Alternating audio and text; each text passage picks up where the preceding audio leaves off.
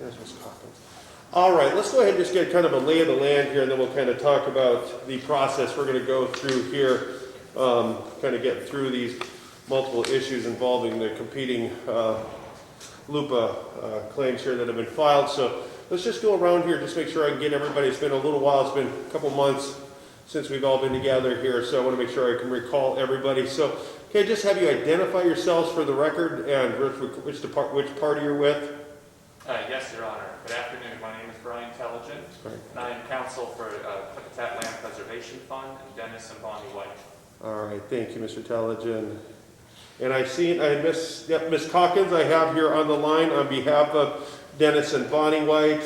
Here, I'm going to come back in a minute and just ask if there's any kind of breakup in the arguments that you folks are going to do, or if one of you is going to be handling all of them. So let's come back there in just a moment. And then Ms. Cranston, I recognize Ms. Cranston here in the middle for Klickitat County. And then, sir, just identify yourself and for which party.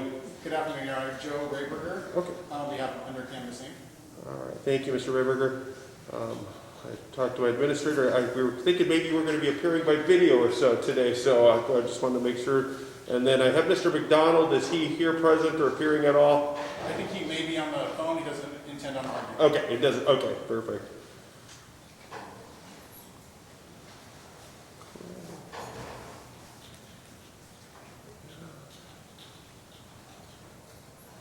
Just so we're going around, I also know, Mr. Steeding, do I have you on the line with us here today? I know you were just going to appear, you weren't going to be participating. I just want to make Yes. sure. Okay. Yes, Your Honor. Thank you. All right, thank you.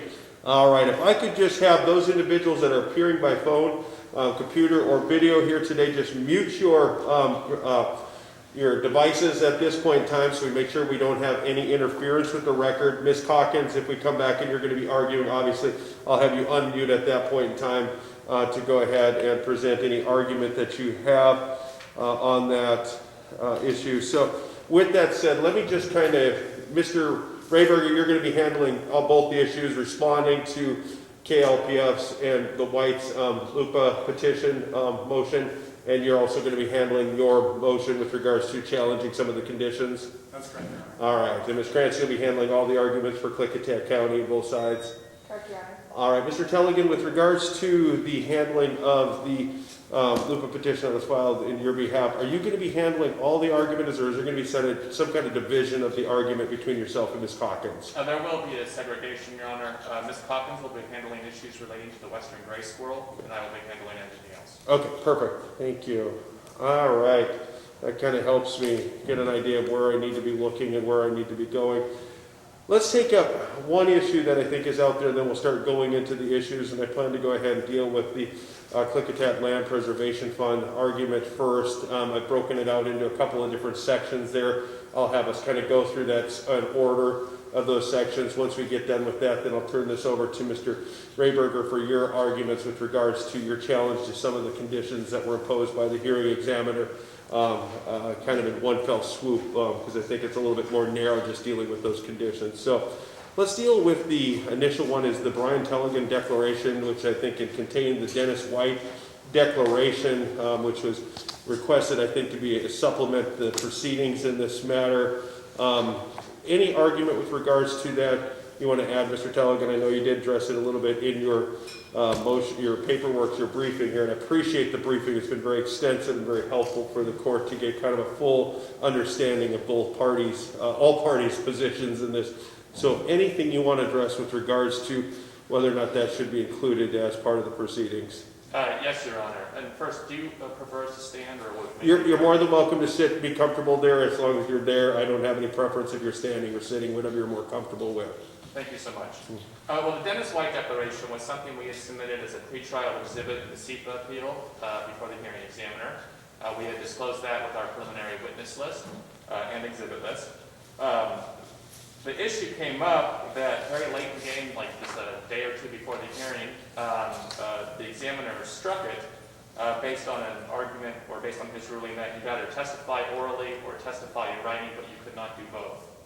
So he struck it from the SEPA record. What I think, well, I'm not sure what the basis for that really was in the code, but what I'm, I guess, challenging is that In addition to submitting as part of our witness and exhibit list, we have basically submitted this as part of our public comment on the conditional use permit. And that the conditional use permit hearing is something that any member of the county, anybody is allowed to submit written materials, comments on the project, and we reference that declaration, which the county already has, in that proceeding, in which everybody is allowed to testify.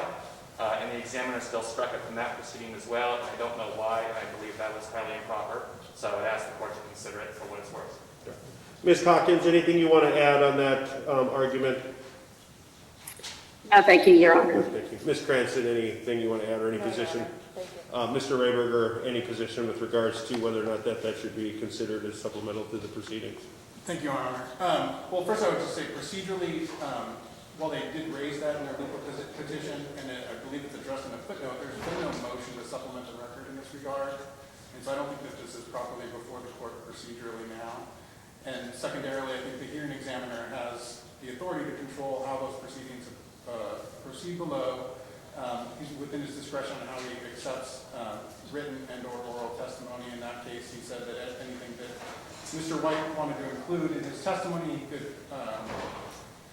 he could do orally during the oral exam.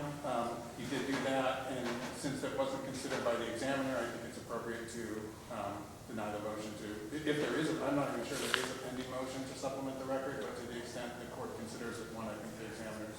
I didn't see a separate motion that was filed. I did just take it up from the briefing in here that it was referenced and discussed, and there was some discussion as to why it should be included, so I took it as that is necessary for us to kind of consider whether or not it should be included. Any kind of response to that, Mr. Telligan?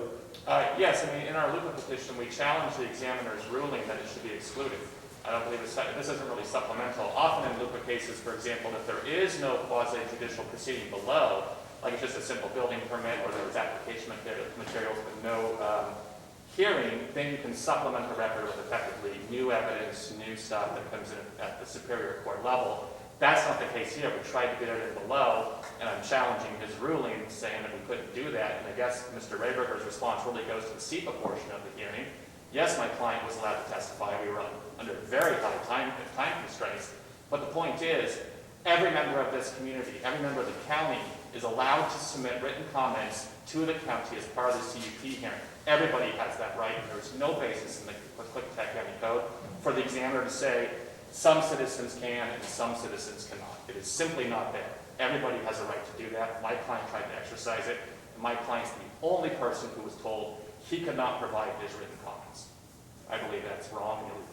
All right, thank you, Mr. Telligan. I am going to go ahead and include that as additional portion of the record in this matter. I'm going to make that finding based upon 3670C 122B. I believe that is matters that were properly excluded from the record after being offered by a party and should be included. I will go ahead and consider that as part of the administrative record that was supplied before, essentially the administrative record 1 through 12,666 that were included before, plus the additional declaration of Brian Telligan, which contains the Exhibit A, the declaration of Dennis White. So, all right, let's move on to kind of the substance, the meat of the matter here more than anything. So I'm going to start off, Mr. Rayberger, or Mr. Telligan, with you. I'm going to have you kind of do these in chunks that I kind of looked at it. The first one being essentially the traffic safety issues that you raised, such as the dust, the cattle issues, and the general traffic safety issues. After you're done with that, I'm going to hear a response from Mr. Rayberger and Ms. Cranston on that, if there's any additional response in addition to the briefing that's been filed. Had a chance to review that again for a third time here after my morning docket again this morning. Again, I appreciate the extensive briefing that's been done on all these issues. Once we get done with that, I'll go into the wildfire and evacuation issues you have, Mr. Telligan. Again, same procedure, Mr. Rayberger, Ms. Cranston. Then we'll get into the western gray squirrel and the other wildlife issues by Ms. Hawkins. And then finally, the last issue on that are some of the issues you took with some of the mitigation measures and the permitting issues that were raised there in your briefing. Again, through that process responding. Once we're done with that, we'll turn over to your petition, Mr. Rayberger, requesting the court to strike some of the challenge conditions that were imposed by the hearing examiner. So, all right, Mr. Telligan? Thank you very much, Your Honor. Before I get going on those issues, I just wanted to say, in addition to myself and Ms. Calkins being here today, also in the gallery, Ms. Bonnie White, one of my clients, is here. Also, there are several members of the public who have traveled both from the project, around the project site and from across the county to be here. I've also been told by my client that several more are stuck on traffic on Highway 14. So there's quite a bit of interest in this case, which is represented, you can see here today, but not fully represented.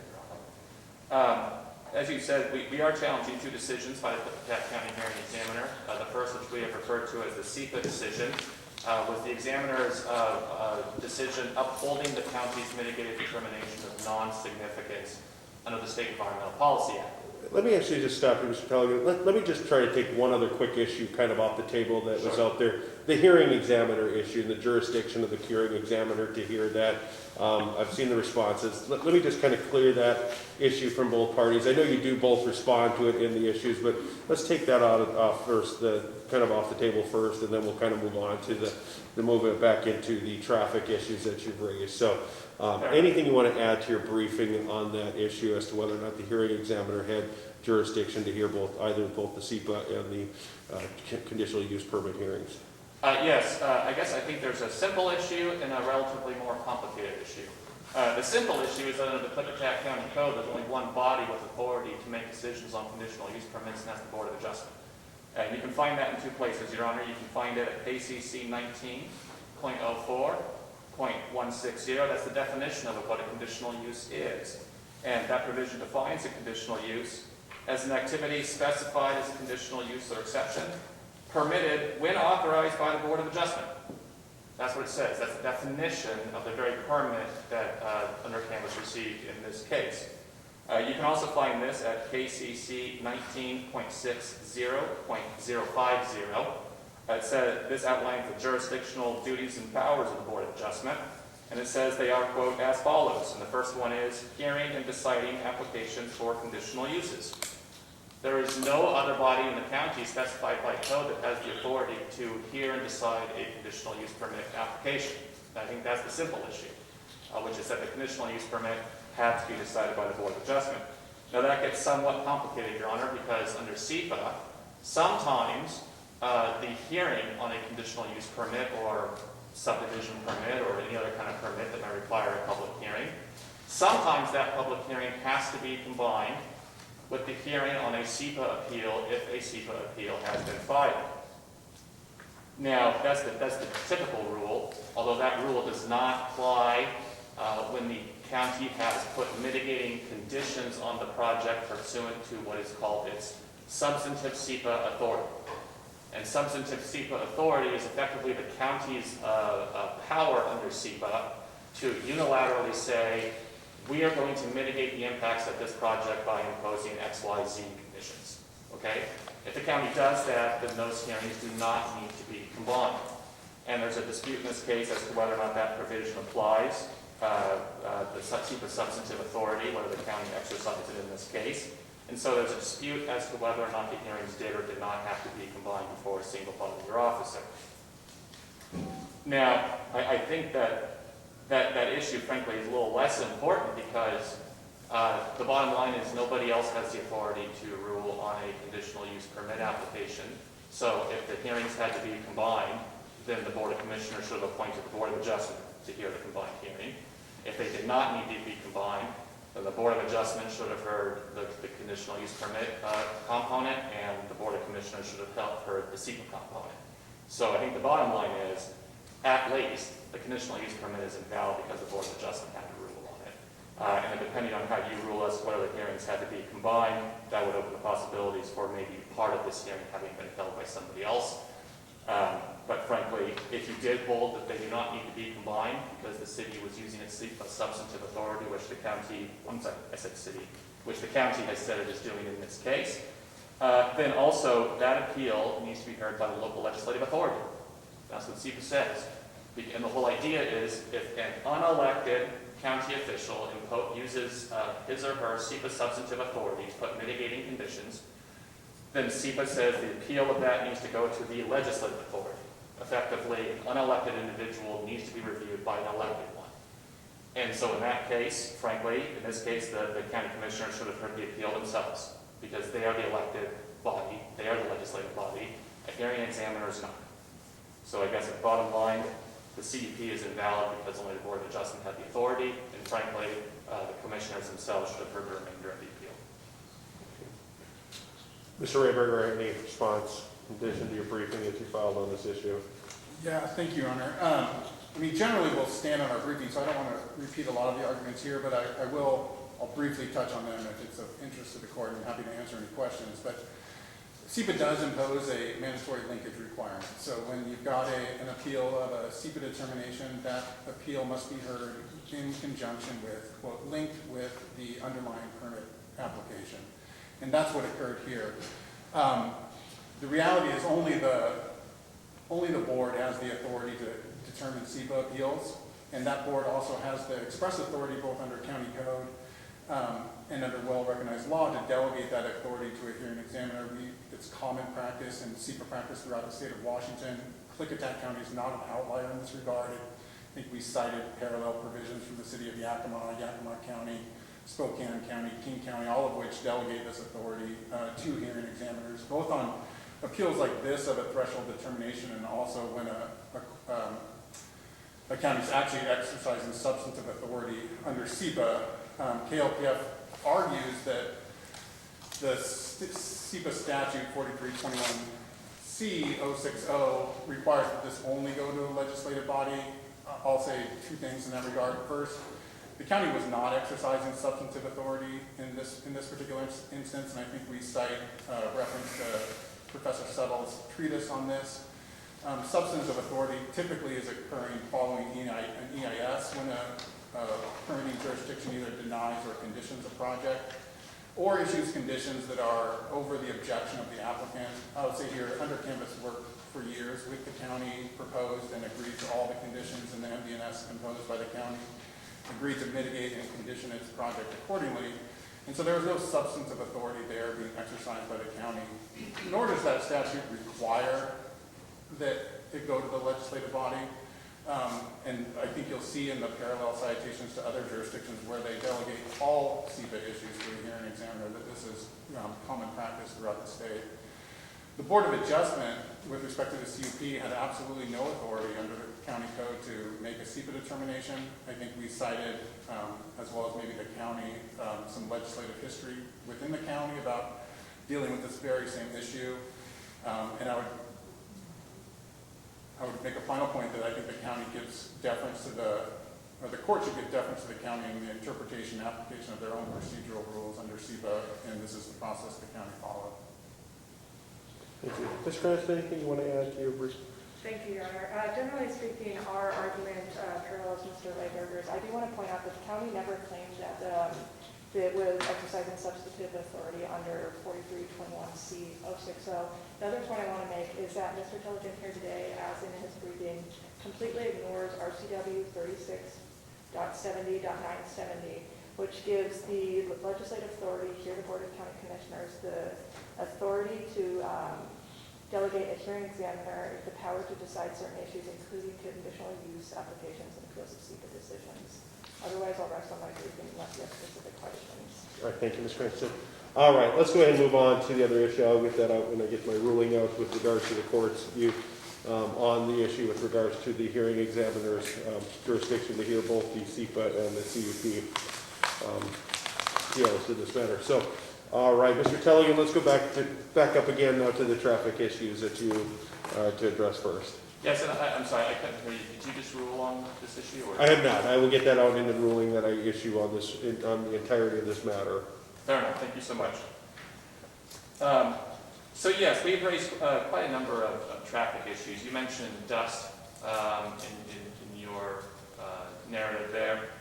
But I want to back up just for 1 second and describe for you a little bit where this project is located and what this project consists of. And please let me know if I am being too repetitive in my briefing, but it's a big project. It's a big resort, 95 units. It's the size of a pretty darn big subdivision.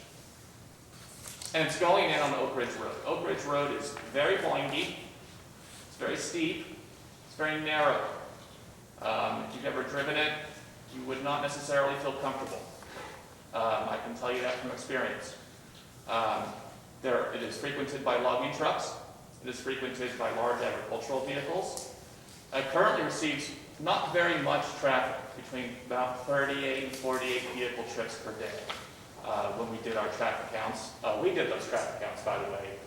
Under Canvas had relied on traffic counts at the lower portion where it's paved. There were no traffic counts of the gravel portion. Those are what we conducted. The project in this case would increase traffic by just about 11 times, just shy of 11 times the amount of daily traffic, going from about 30 to 60 trips today to over 300. And that's not even counting other potential event venues in the area. The Houston Highlands B&B is in this region. It's temporarily closed down, but it looks like it's going to resume operations. They host quite a bit of people too. So we're looking at a highly substantial increase in traffic on a very narrow, very steep, very windy road that is unpaved, has a lot of problems with it. Frankly, it is not the kind of place you would expect to see a large resort go in. One thing I just wanted to touch on briefly is, in Under Canvas's brief, there's a lot of discussion about community displeasure. That word displeasure, that people are just sort of unhappy with this going in. And I can tell you, based on conversations with my clients, and based on conversations with others, and if you look through the 1,200 pages of public comments and everything else in the record, you will see that people are scared, Your Honor. People are scared of what is going to happen to their homes.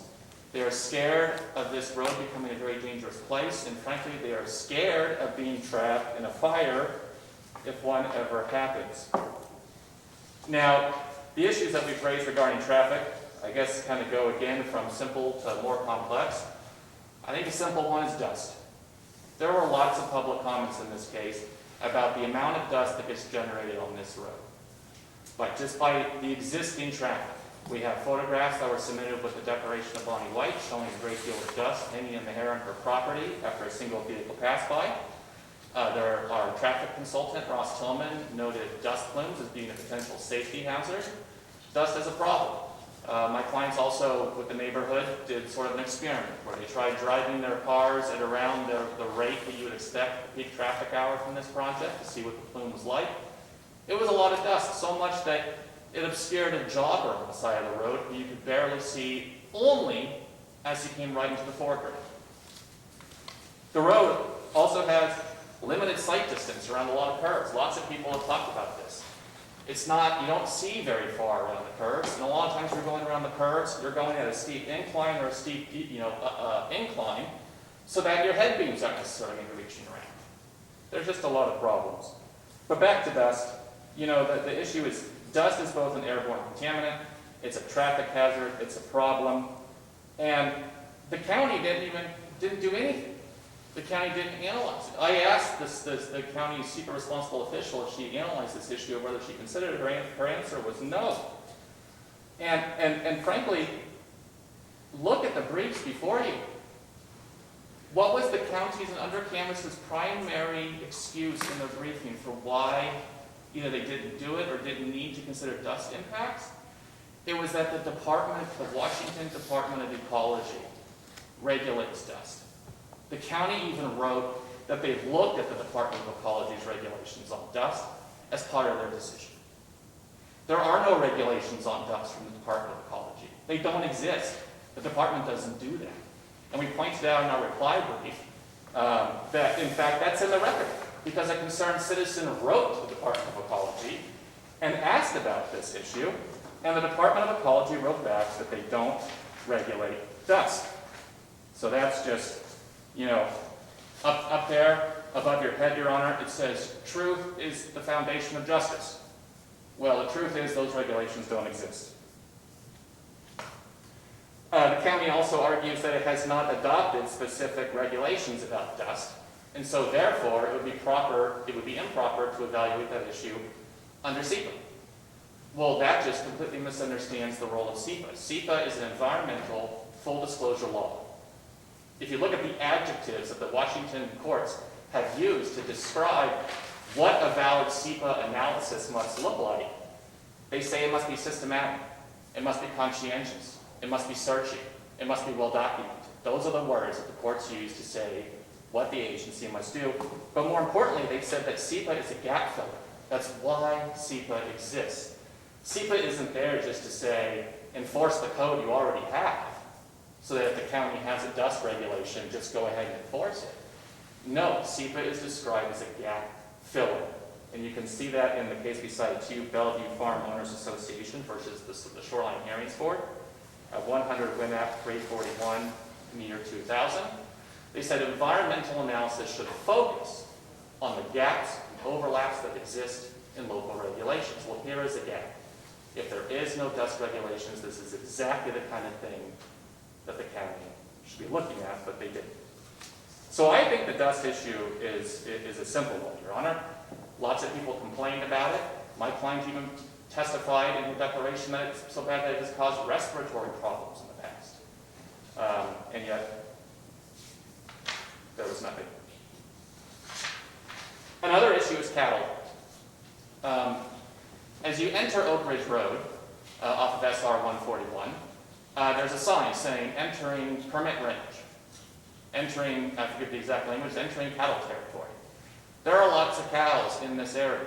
The road is used for cattle drives in the spring and the fall, and many people testified below that the cows are black. They're predominantly black. They're not easy to see either in shadows or at night.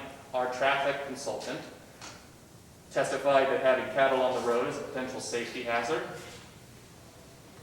and the county didn't look at that issue. Again, I asked the county SEPA responsible official, did you evaluate this issue? And the answer was no. And this is both a traffic hazard in terms of tourists who are unfamiliar with this steep, winding, narrow, unpaved gravel road. But there's also a possibility, and in fact, I mean, I'll go into this. It can interfere with the ability to even for ranchers to have their cattle on the road and have their cattle in this area. And the Krebs Ranch, the Krebs family, actually submitted a public comment to this effect that we cited in our brief, saying they are very concerned, and that they, given the increase in traffic, they are concerned as to whether they will be able to continue to use this road for their cattle. Now, interestingly, that comment letter is not even cited in the examiner's decisions as something he reviewed. So the one family that uses this road for cattle ranching submitted a letter, and the examiner didn't even read it. The county didn't consider it, the examiner didn't read it, and nor did the examiner say one word about this issue in either of his decisions. It went completely unaddressed. And I will also just know, I mean, I cited to you a provision of the county code, KCC 19.02.060. It's called protected uses. And it says, the continuation of adjacent natural resource uses shall be considered in all proceedings pursuant to chapters 1960 and chapters 1962, and the pertinent reviewing body shall take reasonable steps to protect those uses. And it goes on to define natural resource use as agricultural use, which includes the raising and selling of livestock of any kind. So it's relevant under SEPA. It's relevant under the county code as a protected use. And yet, again, like dust, nothing. No consideration by the county, no consideration by the examiner.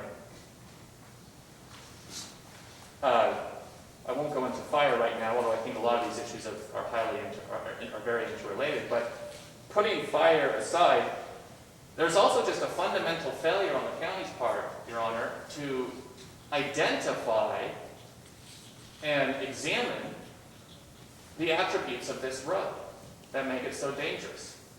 I mean, if you had been at the CUP hearing, there was a lot of great testimony. It went on for about 3 hours, the bulk of that being public comments. Not one of those comments was in support of this project. Every one of those comments was submitted by people who are scared what this project will do to them. And a lot of them, if not the majority, were concerned about this road. People who live on this road can look at it and say, this is not a smart idea. Now, in looking at what the county did, it reviewed 3 traffic reports by Under Canvas's traffic consultant, DKS. In every one of those reports, it says generally that the road is steep and windy, and it says it's wide enough to accommodate traffic in both directions, and that the road, even at its narrowest point, is 20 feet wide. And that 20-foot measurement is somewhat significant because that's the bare minimum of how wide a road can be in Klickitat County, the bare minimum. The code says 24 feet is desirable, 20 feet is the bare minimum. The interior roads, well, I guess not every road, the interior roads at Under Canvas's project, like the ones that go from Oak Ridge Road to the actual tents, that road has to be 22 feet wide. So for RV parks, you have to be 22 feet wide. For this entire community, the bare minimum is 20 feet. Well, we submitted quite a bit of comments saying that's just patently false. The road is not 20 feet wide. We did that in the very first round of comments. My client, Dennis White, went out there with a 20-foot tape, and he marked off locations where it was evident that the road was not 20 feet wide because the tape hung off the side of the road. No discussion of it. 2 more iterations of the traffic report came out saying the road is 20 feet wide the entire length. Never a recognition of that. So I told my client, you know what, you just need to do it. You need to do it to the whole road. So my client, who's in his 70s, went out there and with a GPS tracker marked off the width along the entire length of Oak Ridge Road. And that's in the record. And he found out that nearly 20%, over 1,000 feet, of the unpaved portion of Oak Ridge Road is in fact less than 20 feet wide. That's the only evidence in the record on this topic, is the evidence that my client gathered with his own sweat, trying to figure out and show somebody that what Under Canvas was saying was patently false, repeatedly. Well, when the day of the hearing came, the county and Under Canvas had a new theory. Belatedly, they said, oh yeah, it's less than 20 feet wide in some places. They got the county engineer, who I wasn't allowed to cross-examine, get up and say, yeah, it's less than 20 feet wide in a couple places, about 100 feet. Not a shred of evidence. Nothing submitted. No survey of the road. No document that shows where these locations are.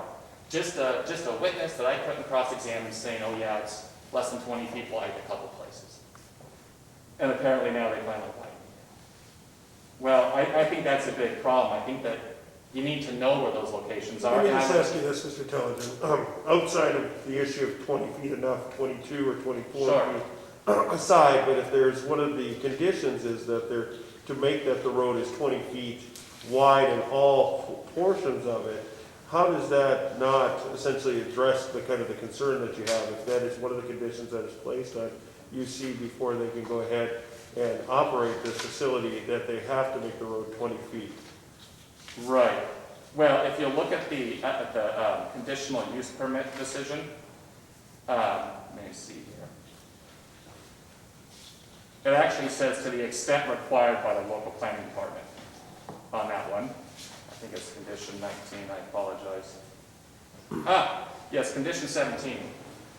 To the extent required by Klickitat County Public Works, all roads that are accessing the facility, including Oak Ridge Road, shall meet Klickitat County Title 12 standards for a fire access road.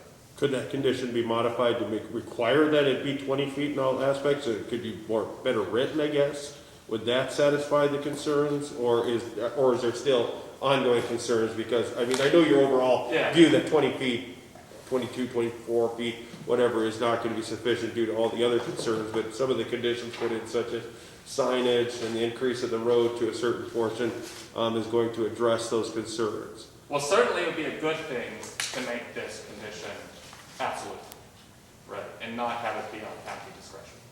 That would be the sort of bare minimum. But 20 feet is the standard, as you mentioned, for a fire access road, which is defined as a private road serving 2 to 4 lots, right? 20 feet is not the standard that you would expect to have on a county road serving a large subdivision, a 95-unit luxury camping resort, plus all the other houses in this area. It's not something that you would expect.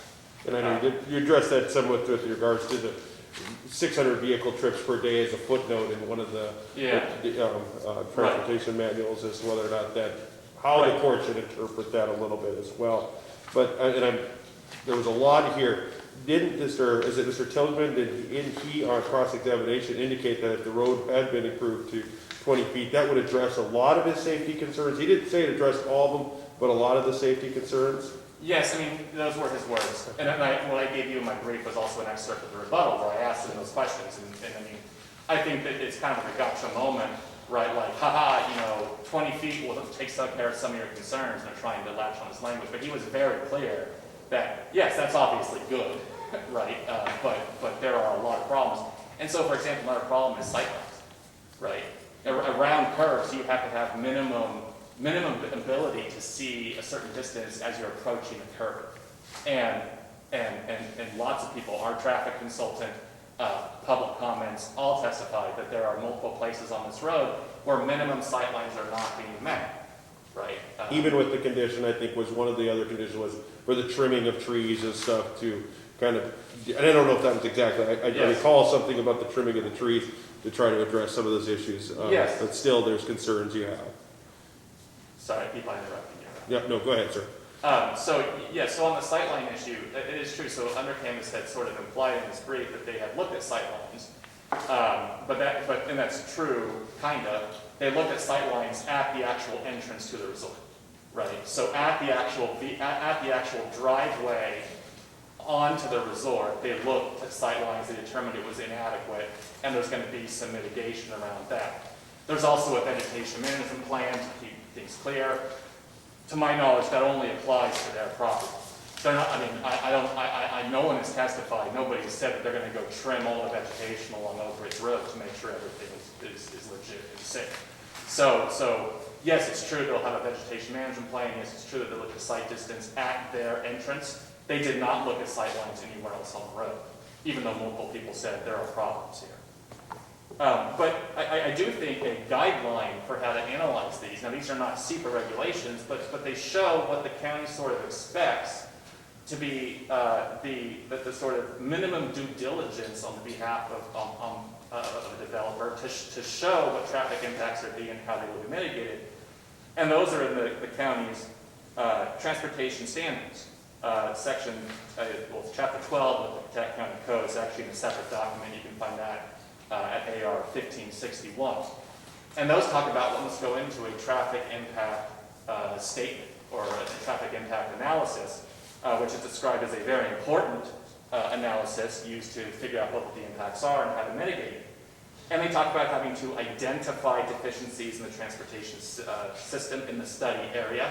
And you'll note here in the DKS studies, the study area was effectively the whole road. They denoted the whole road as a study area. You have to identify safety problems and other deficiencies, identify and evaluate potential improvement measures. Mr. Kelligan, I guess addressing, I think what was part of, I'm not sure if it was both parties, but at least the county position with regards to this TIS, exactly, there's a shall requirement, a mandatory requirement to do this, but there was a discretionary as to which of those factors that they need to consider. Does that in any way relate to whether or not there was, I guess, a thorough searching evaluation of this issue for whether or not SEPA was complied with or not? If it isn't mandatory that they do all, I don't remember if there was 10 or 20 of the different conditions for that TIS, the traffic impact study. Yes, Your Honor. Thank you very much for that question. I did not allege, and we have not alleged, that they violated these code provisions, right? So that as an independent loop of claim, we have not said they violated the minimum requirements for what must go into a traffic impact study. What I have done is I tried to highlight these regulations as what the county has said must be done or should be done prudently, conscientiously, even for projects that result in only 40 additional traffic trips per day. And here we're dealing with like 247. So I'm pointing to these as an indication of this is what a thorough, conscientious, systematic, well-documented analysis looks like, right? So you don't just have to think in the abstract. You can look at the county code and say, this is what the county says should be done, even for very small projects. And here they fell flat on all of these, even for a very large project. And I think that is germane to the SEPA question. When we ask whether it's been searching and thorough and conscientious and all the other descriptors that the courts use to fail these basic requirements, I think is very telling. And especially when the public has said there are lots of problems with site plans, lots of problems, and lots of problems with the width of the road. I think that's very Anything more I'm allowing, I was going to put time limits on this, but I wanted to kind of see how we were going with regards to this. Yes. Any more on the traffic, any highlight points that you want to hit on the traffic? Again, I have had a chance to review your Yes. substantial briefing on these issues on there, but anything you want to highlight before I turn this over and try to start narrowing the timelines down a little bit for how much we spend on each point. For that, I want to give the parties adequate opportunity to address those issues, but also be mindful and cognizant that you have done very significant and substantial briefing on all these issues that the courts had the privilege of reviewing beforehand. So anything else, Mr. Talia? No, I think I'll stop there, Your Honor. Okay, thank you. Mr. Rayberger, your response. Thank you, Your Honor. Well, I guess maybe before you get started, just let's get kind of the big elephant out of the room here, right off the bat here with regards to the issue of whether or not essentially the dust issue was examined or studied. Did the Department of Ecology, there's an issue that whether or not the Department of Ecology is the one that's addressed that and that's been essentially handled, or whether or not that has been something that was addressed by the hearing examiner. Yes, thank you, Your Honor. I'll start with the dust issue then.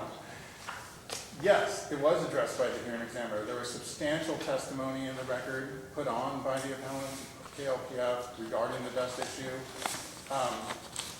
Frankly, the hearing examiner didn't agree that it was a, quote, probable or significant environmental impact. I think let's start here with the premise under which the challenge here is being brought, which is that the county did not comply with its prima facie SEPA review authority. They're not really even alleging here, and they haven't alleged anywhere in their briefing, that the traffic issues or the dust issue specifically actually created probable significant environmental impact such that the county's decision was wrong. They're saying the county didn't review the traffic issues sufficiently to amount for even prima facie compliance with SEPA. And frankly, Your Honor, the traffic review that was conducted for a project of this scale, which is a camping facility with 95 sites, was really quite commendable by the county. They were 3 rounds of traffic studies that were produced by Undercampus, revised in response to comments. The county went out and actually solicited an independent review of the traffic study, and then Undercampus then again revised that. And so I think the argument or assertion that this didn't meet prima facie compliance with SEPA really falls flat. And with respect to the dust issue, let's keep in mind that SEPA is an environmental full disclosure law. Undercampus disclosed that fugitive dust from vehicles traveling to and from the site in their SEPA checklist. This is at AR 109 and 979. In addressed under the section regarding air quality, Undercampus identified, quote, fugitive dust emissions from vehicle trips associated with camp operation.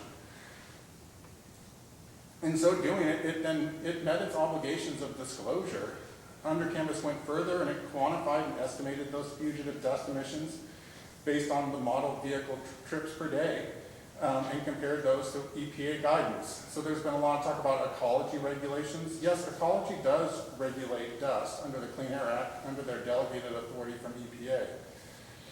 Undercampus cited that EPA standard in their SEPA checklist, both their original and their revised, and showing that they were about 1/10 or 1/2 of 1% under the EPA of the allowable EPA standard. They also addressed dust in their response to comments at AR 6907. What was that, AR? 6907. And in doing so, they acknowledge that there is an unpaved portion of the road. The county doesn't have any standards. Unpaved rural roads are frankly common throughout the county, and there's nothing atypical about this one, especially when it's otherwise meeting its load requirement, its capacity requirements. And this proposed project isn't going to put it over. It's, I think it's been well documented that the level of service and capacity is being met by this road, and the experts agree and the county agree with that. With respect to, dust being an issue, I mean, there's expert statements from, let's just say there's concurrence on all sides that there aren't significant traffic or accident data associated with this road. So they're claiming that the road already exists as a safety hazard based on these dust impacts. It's creating respiratory problems, creates problems seeing pedestrians. Well, there's no collision data on Oak Ridge Road from WASDOT over the past 5 years. I think the two accidents that the county reported were both driver error, unrelated. So it simply isn't the case that that this issue exists out there right now. When Mr. Hunter, the County Public Works officer, testified at hearing, he commented that yes, they did consider dust. The reality is the county doesn't have standards that they apply to dust, and that the unpaved portion of Oak Ridge Road, which I'd like to remind the court is not the entirety of the road. It's about a 1.6 to 1. Depending on whether you're going north or south. I think in totality it's about a 1.9 mile stretch. And so, yes, I think the comments were made by the county that they looked to ecology to regulate dust. Regardless of the statement in the record, I mean, ecology does have dust regulations under WAC 173-400. Whether they enforce those on roadways, I would defer to ecology on that, but I think the reality is under canvas disclosed the potential impact. They modeled that impact based on EPA regulations.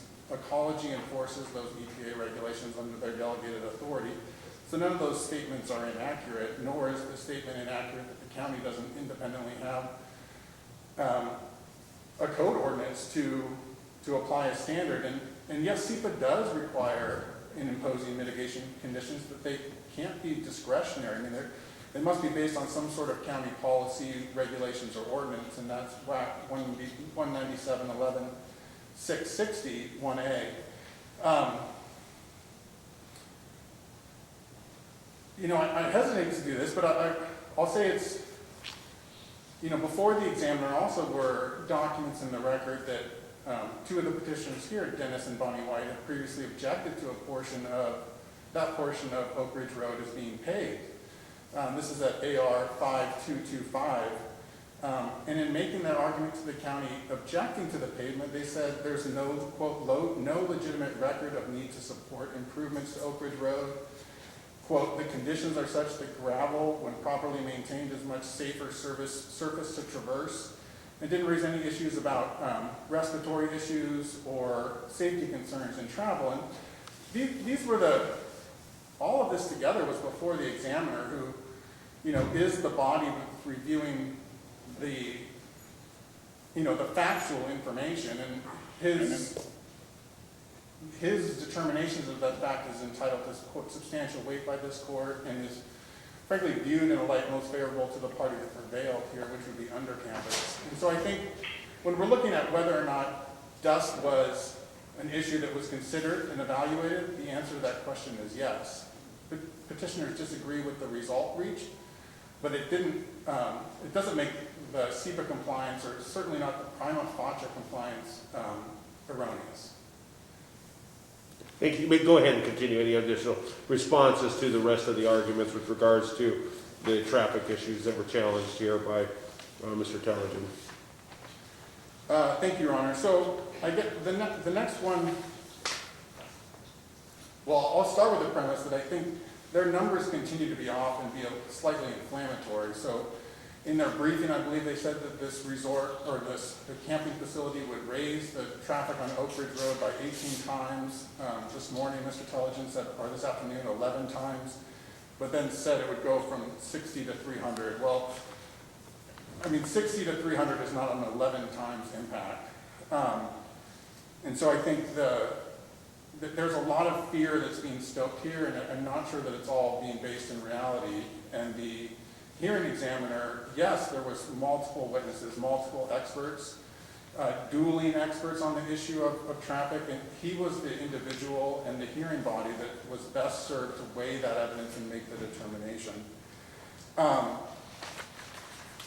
The next issue raised by the petitioners that we discussed briefly is cattle. Mr. Telligent started by asking whether they were black or brown, asserting they were black. The photos in the record show that they're brown, that the ones on the road are brown. I'm not sure why that's relevant. But the reality is there are no traffic records right now of accidents on Oak Ridge Road with cattle. There's no issues regarding cattle were raised at the hearing. Comment letters were submitted. Again, the SEPA standard is that, you know, for an issue to rise to the level of reversing an MD&S, the issue must be probable and significant. It cannot be speculative. There's frankly no evidence in the record that there is substantial risk by development of this camp to cattle on the roadway.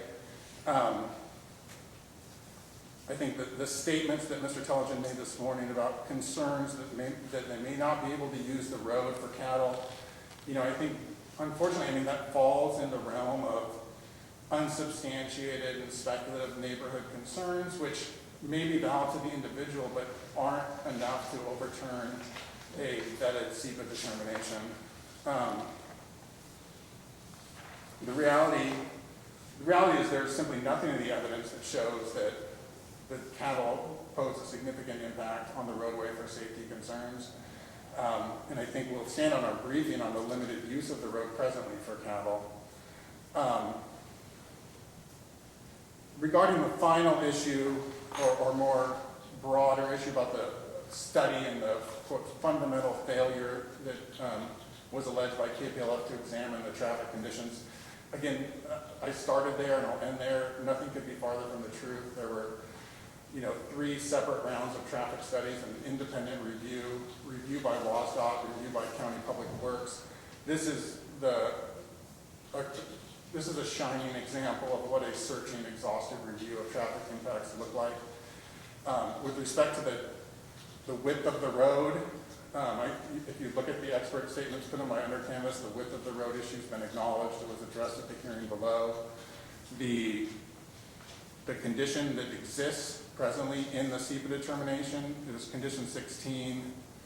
The applicant shall follow recommendations from Klickitat County Public Works to provide adequate provision for for access to the site. Roads serving the project shall meet AASHTO or Washington State Department of Transportation standards for a fire truck. 17A, the fire access road standards of Title 12 ... shall have a running surface of no less than 20 feet. When County Public Works was questioned on this at the hearing, Mr. Hunter replied, "It'll get done or we won't sign off on the project." So there's no reason to revise that condition. The condition exists. The road's going to be widened to the extent it needs to be. You know,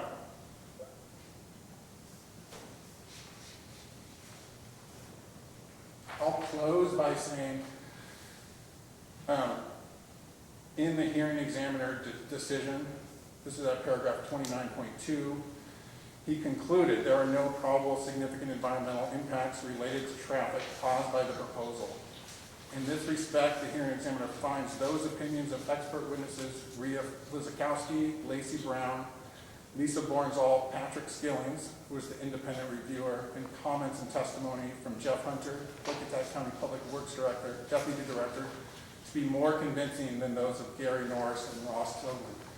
Again, the examiner was in the best position to weigh this evidence. He did, and he made a determination that the county did meet its SEPA requirements and that the witnesses put on by under canvas in the county were, quote, more convincing.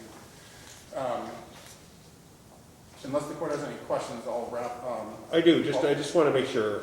Again, not making a finding whether or not it's substantial or significant or probable with regards to the dust issue. I was trying to find those portions of the record where it was addressed. There's been a statement that it was not addressed. It wasn't addressed by the SEPA official, the planning director. It's not something DOE does. You referenced AR 6907, so I just wanted to pull that up and try to see in there where, where that is addressed there. I know you mentioned some other ones, but I just want to make sure I can identify those areas of the record where it shows that that issue was addressed. I would start with, I don't know if you took notes, or AR 109 and 979, that's the under canvas is SEPA checklist. 109, and what was the other one? 979. 97, okay, there you go, okay. And then then 6907 I Mr. looked at, and I just didn't see any reference to the issue. Does a lot about the issues with regards to site distance and other issues as to that there was, at least information had gone, but obviously, as you talk about it, there were no findings made, no discussion of that environmental factor as to the dust. Then that obviously would go to whether or not there was a prima facie showing made by the hearing, prima facie case made to the hearing officer. So I'll look at the 109 and 979, but anything else to respond to that issue that it was addressed and the underlying by the underlying hearing officer. I will say it was a subject of the, if you look at the hearing transcript, it was a subject of much discussion during the hearing. And I've not. I looked at some of the ARs that were referenced in the briefing, but was not able to look through all 12,000 plus pages of the AR to review that, to commit that to my memory beforehand. But I haven't had a chance to look at some of it. I want to point those out. So, all right, thank you. Anything else, Mr. Rayberger? Not on the traffic, Your Honor. Okay, let's, Ms. Cranston, any response with regards to the traffic issues? Just briefly, Your Honor, thank you. Generally speaking, the county's argument is consistent with Mr. Rayberger's and is put forward in our briefing. I do want to point out a couple issues that were raised here at the hearing. Regarding the question you asked, Mr. Tillotson, of whether the Title 12 would address the 20-foot requirement, I think this goes to the underlying allegation that the county did not acknowledge that the road was not 20 feet in width prior to the hearing, and that's simply not true. That is exactly what Condition 17 was put into, acknowledge that it had to meet the Title 12 standard, which is 20 feet consistently minimum across the board. I believe Mr. Rayberger just quoted Mr. Hunter's testimony during the hearing when he said, quote, "We won't sign off on the project," unquote, unless that road is brought up to the 20 feet requirement. The other point I want to put forward is that Condition 23 addresses the signage and says, since the proposal will increase the traffic on gravel sections of Oak Ridge Road, the applicant is required to have a licensed engineer in the state of Washington who specializes in traffic engineering prepare a permanent signage plan related to curb and other warning signs for gravel sections of Oak Ridge Road. What KLPF is putting forward is just a general lack of, that the county did not consider the roadway and the dangers, and that's simply not true. They did. They put conditions forward to make sure it met county standards and was safe to travel on. Otherwise, I'll rest on our briefing unless you have any specific questions. Thank you, Mr. 2-minute reply, Mr. Telligan, regarding the traffic issues. Thank you. First, AR 109, AR 6907, AR 979, those are the pages that Mr. Rayberger quoted to you where dust is considered. I do not see dust considered on those pages. The only exception is AR 109 where it talks about construction-related dust, not dust from cars driving on the road. Two, he referenced a document. I actually asked questions about this and got an objection from the attorney that did represent under canvas at the hearing regarding the statements from my client about not wanting the road to be paved. They weren't proposing a 95-unit luxury resort on the road when they didn't want the road paved. They were concerned about the counties using their tax dollars to pave the road to allow for other people's benefit. I think that's totally irrelevant. Three, Mr. Rayberger talked about the color of the cows. It is relevant. I don't know, maybe they're brown, maybe they're black, they're dark. The point is they're hard to see, they're a traffic hazard, and they're not referenced anywhere. He also said he'll stand on his briefing regarding the limited usage of cows of the road. I'm very glad about that because there's nothing in his briefing. There was no investigation of this issue. There's no analysis of when cows are going to be on the road, how many, or for what purpose. It ain't there. Three, he talked about the hearing examiner deferring to Skillings, Fleesikowski, and other experts as finding them more credible. Interestingly enough, none of them looked at sight lines. None of them looked at the curvature of the roads to see if they met minimum standards. None of them could testify to that issue at the hearing. Skillings is an interesting one. He even pointed out that that was a possible topic of inquiry and also noted that the county was misreading the footnotes in AASHTO guidance, which was ignored. And I'll just point out, as just my final point, about these conditions about the road. A, if you look at conditions 17 and 18 of the CUP decision, they're very interesting. 17 talks about bringing all roads that are accessing the facility up to code, and they're saying that applies to Oak Ridge Road. We'll look at number 18. It says, all roads not accessing the facility shall be closed off via gate, bollard, etc. They're talking about on-site roads. You're not going to close off Rattlesnake Road, you're not going to close off Post Spring Road, you're not going to bollard off Kirbish Road because they're not accessing the project site. This was talking about on-site roads. It's a very recent invention that they started reading condition 17, and we still don't know whether widen the road.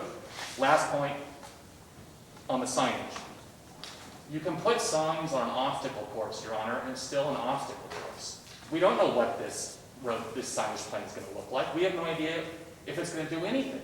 What we do know is the road is dangerous, and the only experts to visit it, which are my experts, said it was dangerous. And everybody else who lives on the road said it's dangerous. Thank you. Let's go ahead and try to address the wildfire, fire, and evacuation issues that you raised, Mr. Elegant. And again, we try to condense that down to 10 minutes or so for arguments so that everybody has an opportunity to respond. We don't run out of time here today. Fair point, but I'm going to hog all the time. That's all right. Go ahead. So on fire, I think that there's just a fundamental question. If there is a fire, frankly, anywhere in the area, it doesn't have to originate at the resort. It could originate someplace else. How are you going to get all of these people out of the resort to someplace safe at the same time you're trying to drive? Well, actually, in undercounts is great. They actually have a nice quote where they talk about what would be involved in a fire response. They talk about bringing, I think it was five or six brush rigs, water tankers, and a bulldozer. In the event of a fire. Well, how are you going to get 1.5 miles of cars out of this facility at the same time you're trying to bring in all that equipment and a bulldozer on Oak Ridge Road without somebody getting trapped and without all the residents who live there getting trapped? Now, we asked our fire expert, Ron Scott, who's a fire cause investigator and also does pre-cause reports for insurance companies and utilities. He visited the site, and he said there are clear problems with trying to evacuate this site in the event of an emergency without having everybody be trapped. And that's even assuming the people of this resort who are there to do yoga and stuff like that can even make it to Oak Ridge Road. Before they even get to Oak Ridge Road, they have to go up 1.5 miles road, climb 400 feet through forested area, even to get there. I mean, it's mind-boggling that nobody to date has come forward and said, here is how we're going to get this many people out of this area in the event of a fire. It hasn't been done, and it's negligent, and it's scary. It's scary.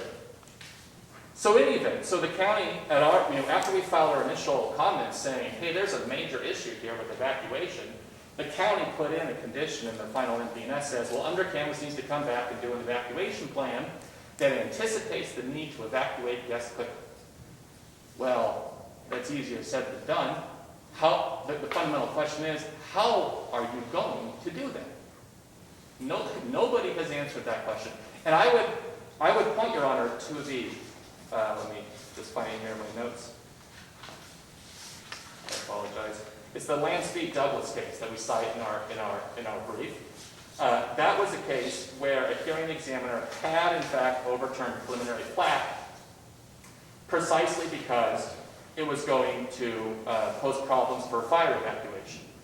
And if you look at that opinion, you'll note that the developer actually ran a traffic model to figure out how the roads were going to function and how the intersections were going to function in the event of a mass evacuation. They actually did that. And it was still reversed. And one of the things that the court said in that case is they approved the hearing examiner who had found that there was while they had run an analysis based on how the intersections were going to operate in the event of a mass evacuation, it was run under ideal conditions, and there was no analysis of the lane capacities or how things might interfere with if there were stuck cars or downed trees, anything like that.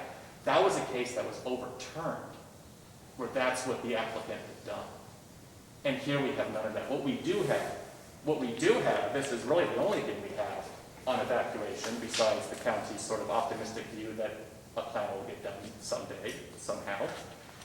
We have an emergency action plan that Under Canvas produced for its glacier site. This is in the records in several places. They said, well, we're going to do just like we do in Glacier. And here's what we do in Glacier. We tell people, if there's a fire, call the fire department.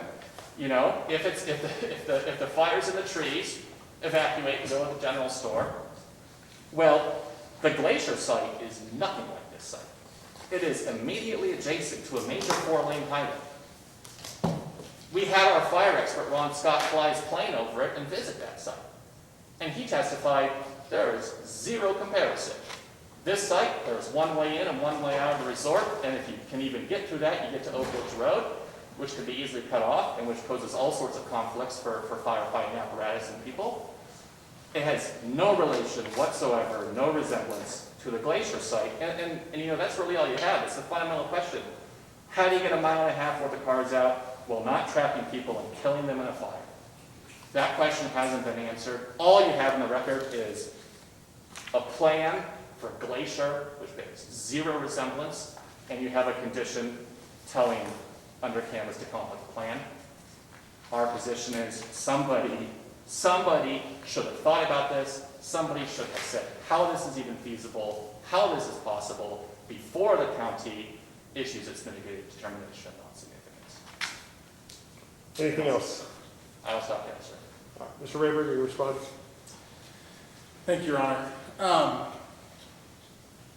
Let me start again by noting that these same arguments were raised before the hearing examiner. I assume just as passionately, and the hearing examiner weighed the evidence, considered the testimony of all the parties, and determined that the county made the correct decision here. And I think this court needs to be cognizant of that fact in reviewing this.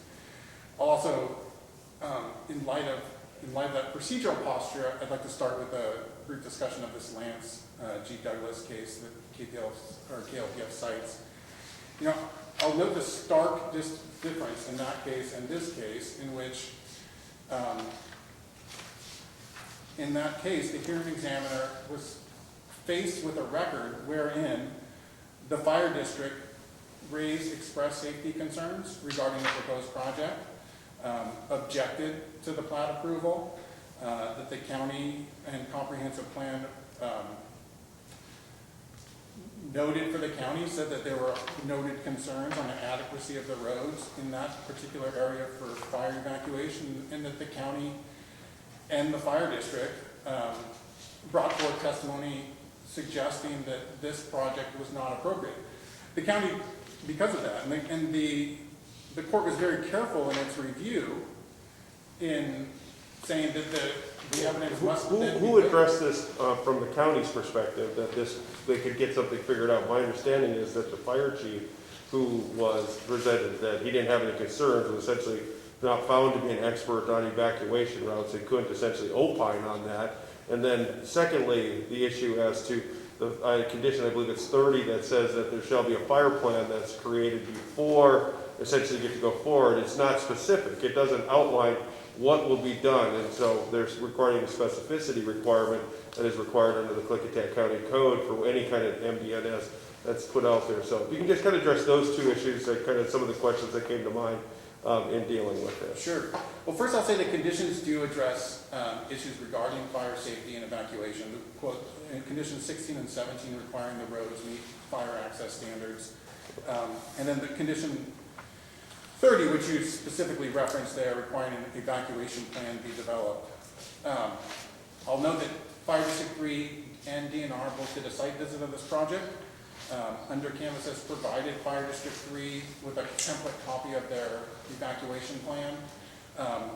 And then address the issue regarding that plan, is what I understood, was regarding a resort, was it in Montana? Yep. That was essentially right next to a 4-lane highway where this is, there's quite a bit of distinction between that and the location of this, and how that was really even an effective template, or whether it was effective template or not. Yeah, thank you, Your Honor. I'd refer the court to the SEPA testimony in the SEPA transcript, Part 2A at page 26, which is the testimony of Fire Chief Long, where he discusses exactly his review of this template.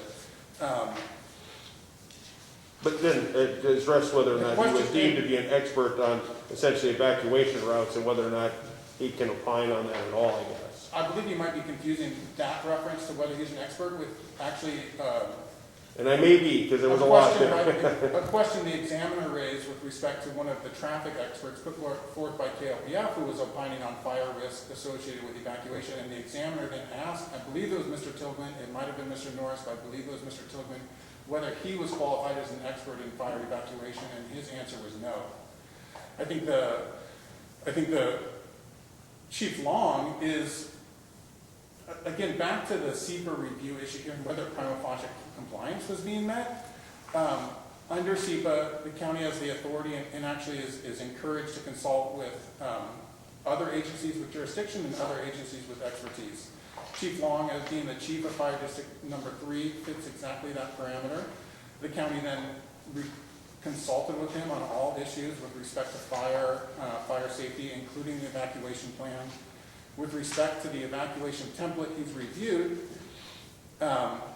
his statement was, if the emergency plan for the facility is as complex and comprehensive as the one that it was given, quote, it would be adequate.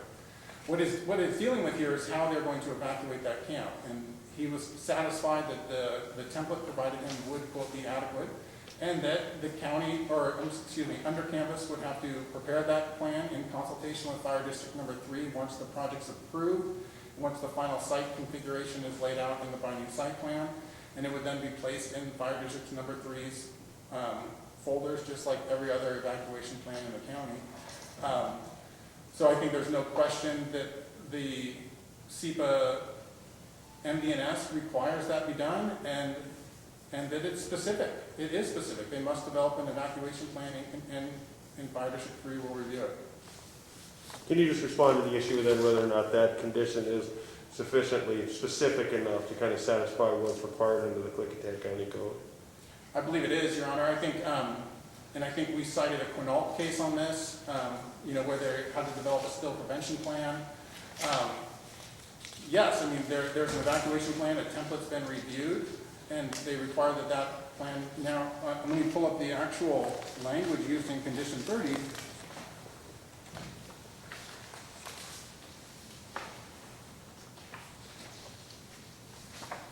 But I don't know that there's any more to require than to say that they must complete that evacuation plan. And it's already been preliminarily reviewed.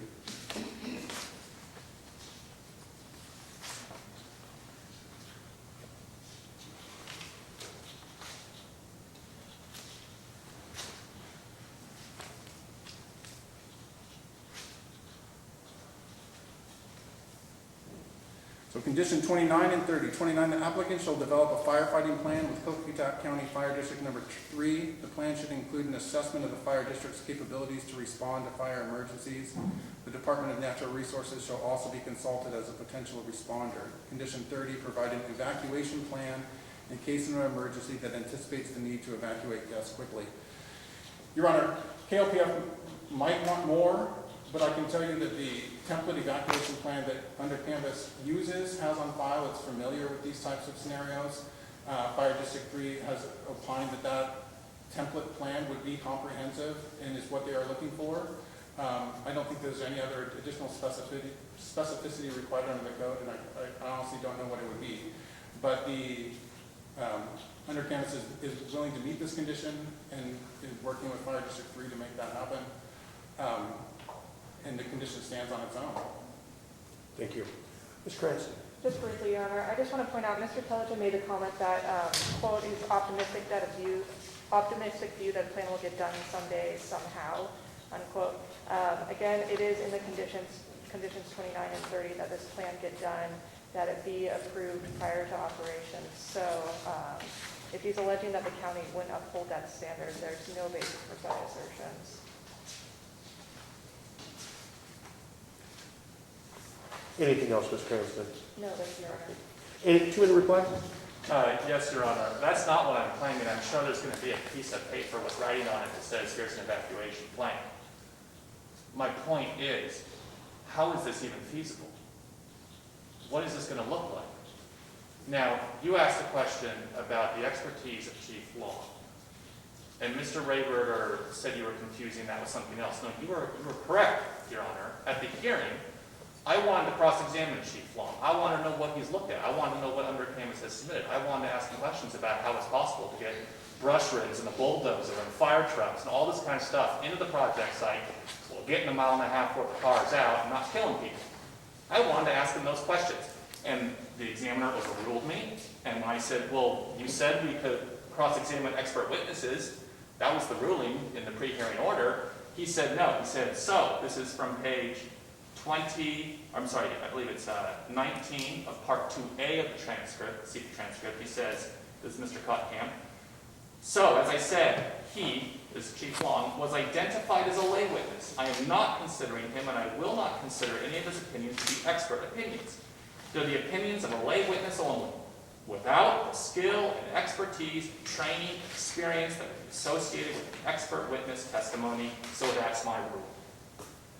He is not an expert. He was deemed not to be an expert, and I couldn't cross-examine him. But the fundamental fact of the case is, there is only one expert in this case that has opined about the feasibility of evacuating this site without problem and without endangering human life, and that is my expert. That is Ron Scott, the man who visited the site, the man who flew over the glacier site. He produced a report at AL 5527. He, Your Honor, is the only expert in this case who has opined on this issue in any serious manner, in any detailed manner. And he says, my conclusion is that the project site presents significant risks in terms of fire safety and evacuation risks. There is a high degree of probability from the documents I have seen in my inspection that under canvas guests would become entrapped during a wildfire while attempting to evacuate 200 plus guests, and that their evacuation could hinder incoming firefighting assets. He goes on to say that there's a substantial risk to life and limb. The other question you asked about the specificity requirement of the Klickitat County Code, and the answer is this provision falls woefully short. The provision I believe you're referring to is KCC 20.12.040.E3. And it says, for an MDNS, mitigation measures must be in writing and must be specific. And this, it goes on to say, for example, proposals to, quote, control noise or, quote, prevent stormwater runoff are inadequate, whereas proposals to muffle machinery to X decibel or, quote, construct 200-foot stormwater retention pond at Y location are adequate. That's what the rule says. Here we have a provision that says, make a plan that anticipates evacuating guests quickly.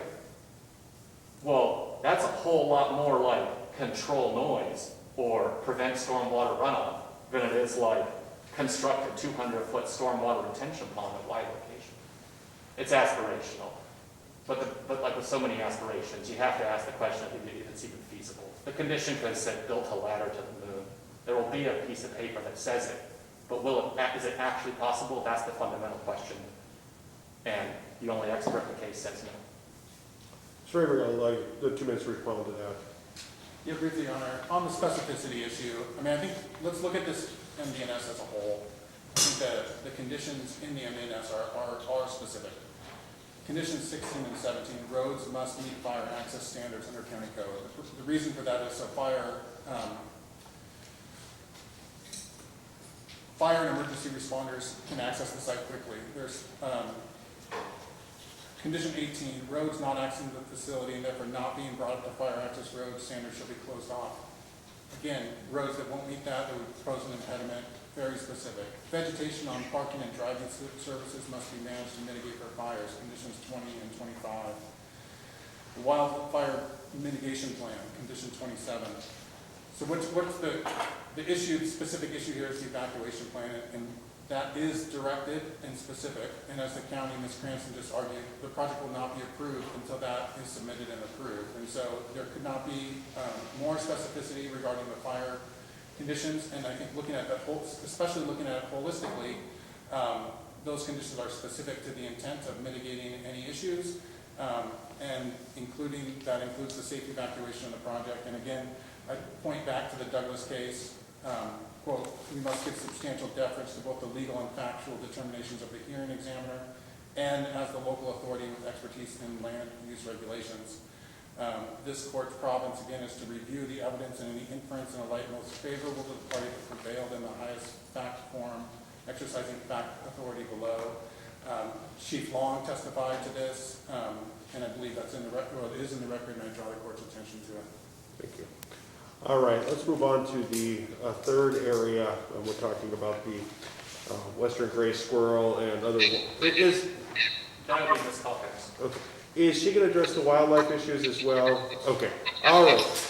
We had a little bit of feedback here. I'm hoping that we'll get corrected here so we make sure that everybody can hear us and understand. I'm not sure, maybe if you could turn down your volume. Can you still hear me? That's worked, that's better. I'm not hearing the feedback as much anymore, Ms. Calkins. So, all right, let me go ahead and turn this over to you for your arguments with regards to the western gray squirrel and other wildlife issues that were raised in the briefing filed by yourself and Mr. Telligan. Thanks, Your Honor. And I also just want to thank you for allowing me to go virtually here today. I'm just going to talk briefly about the squirrels. And I want to start out and just give you a sense of... 1 second. I just want everybody able to hear her. It's a little challenging. Okay. It's kind of I can hear it's loud. It's just coming across a little bit muffled to me like that. So I'm not sure if we could figure out a way to address that on that. Not sure if we got volume, and it's technology, so I am at a complete loss. So folks, I'm sorry here. So I'm hoping that we can get that addressed so the attorneys can hear in particular your arguments. Yeah, I can hear the feedback now. I'm not hearing the feedback. Can you hear her better, Mr. Rayberger? Can you try that again? Just do a little test. All right, can you hear me now? Mr. Cranston? Mr. Telligan? Yes, and I can hear you clearly now, so go ahead. Okay. All right, thanks again, and apologies for the technical issues. So I want to start out and I'm going to talk about the western gray squirrel primarily. I'm happy to answer questions about the wildlife issues, but I want to focus on this topic because that's the more complex aspect of the case. And I want to start out and just give you a sense of why we're even talking about the squirrel. 1 second, Ms. Calkins. We're having some I've got a special speaker right up by me, so I'm able to hear. So I'm trying to look for cues from the attorneys here as to being able to hear that or not. I don't know if we have anybody, and it'll take us some time to get somebody here from IT to try to figure that out. We usually don't have this much problem with that. So I'm not sure if it's something with regards to your microphone there on that end. Let me check the settings.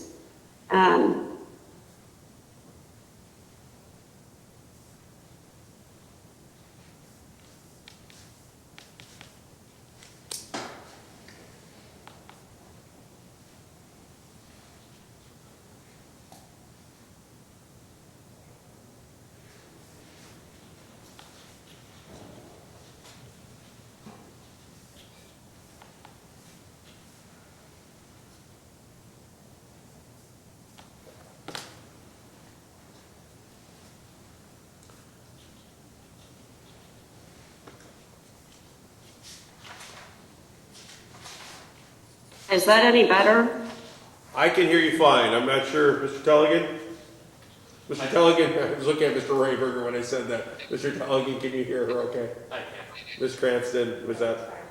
Okay. I believe so. All right, if we're having problems, may potentially have them move up, lower these tables that I have in front, just to get closer to the speaker that I have that is, I'm hearing you clearly from. So, go ahead, Ms. Calkins.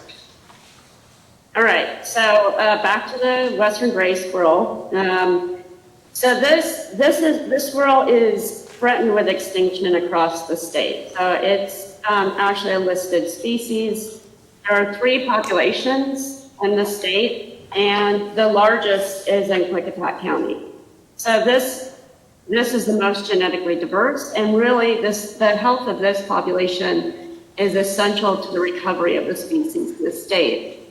And so that is why this species really needed to be evaluated properly and threshold determination. With respect to the western gray squirrel, the county failed both procedurally because there's not sufficient information in the record to conduct an evaluation of the project's impact on the squirrel, and the information provided indicates that there is likely to be a significant adverse impact on the species given the project's amplifications of a number of risk factors that have been identified by WDFW. So WDFW has identified risks such as automobile deaths, disturbance, habitat destruction and fragmentation, short-term impact of fire mitigation, and the long-term impact of wildfire, all as being the large factors that are driving the species to low population sizes across the state. All of these factors under SEPA for this threshold determination need to be evaluated in the context of the site. And to do that, you need some basic information about the site itself and about what the squirrels are doing on the site. The only information in the record is the data from this 2014 nest survey that shows 5 nest sites. That's it. These, as we pointed out, are pretty old data when you're looking at the biology of a species like the western gray squirrel. And secondly, they don't really tell you much about the importance of the site across the site to the squirrel's activity. So they don't tell you where the squirrels are looking for food. They don't tell you where the squirrels are traveling to find mates. They don't tell you how the naive juveniles are moving around on the site. And they may not even give you a sense of the core use area of the squirrels. And so this really gives you almost no context for doing the analysis of the impacts of these risk factors on the species. Compounding this lack of information is a failure on the part of the county or the applicant to actually go through these risk factors that have been raised multiple times by WDFW driving this species extinct across the state, such as the long-term impacts of wildfire threats, the short-term impacts of wildfire mitigation, automobile deaths, habitat loss, fragmentation, and disturbance, and how this affects the squirrels on the site and in the immediate area of the site. So, because we've already extensively briefed this issue, I wanted to start out and just focus on the failure to evaluate information regarding the impact of increased traffic on the species on the site, particularly with respect to Oak Ridge Road.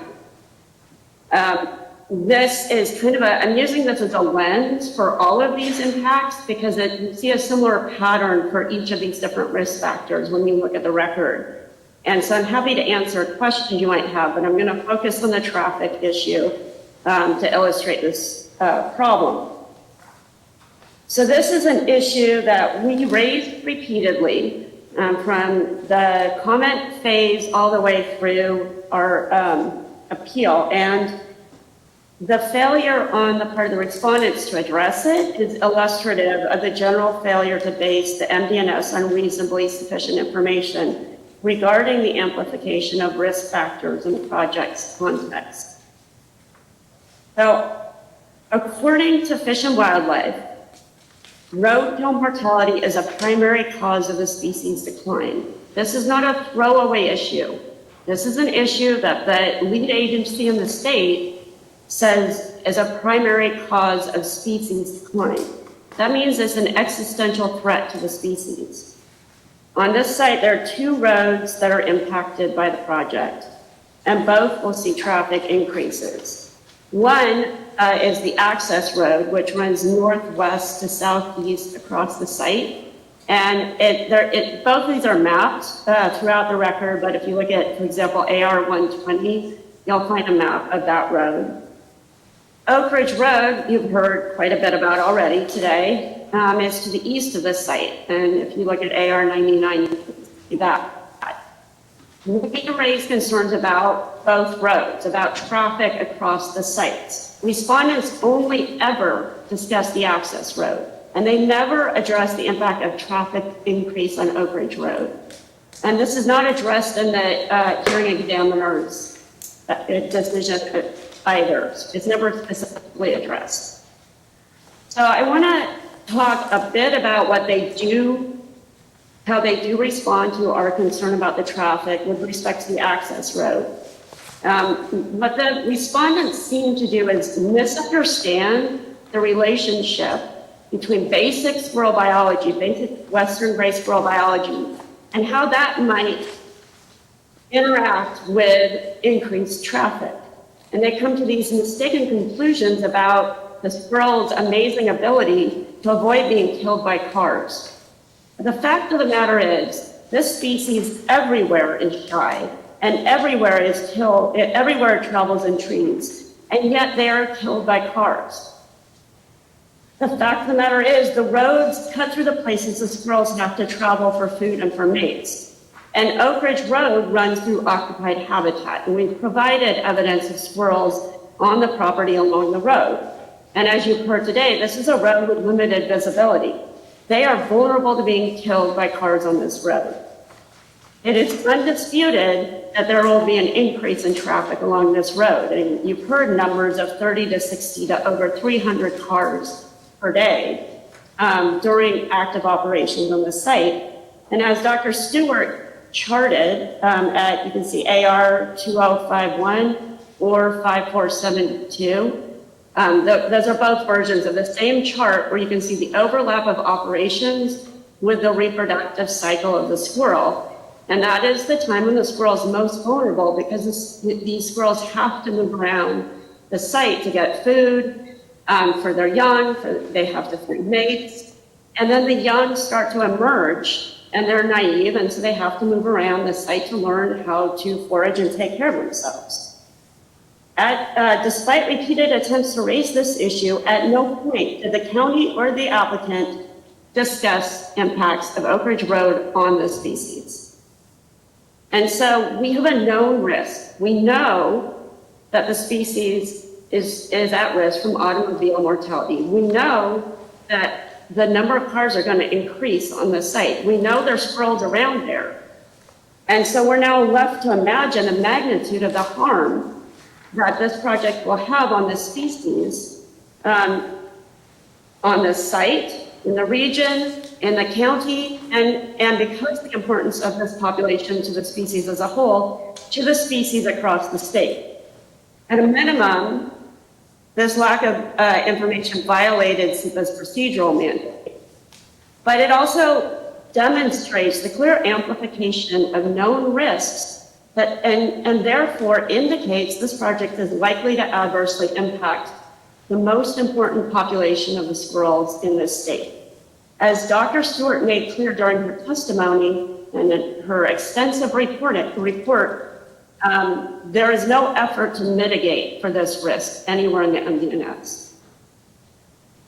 This failure to gather information or analyze risks is emblematic of the respondents' approach to the evaluation of the impacts of this project on the species. It's true of traffic, but as we argued across our briefs, it's also true of all the risk factors from wildfire mitigation to habitat fragmentation. The county violated SEPA by not considering sufficient information and context of the amplification of any of the risk factors.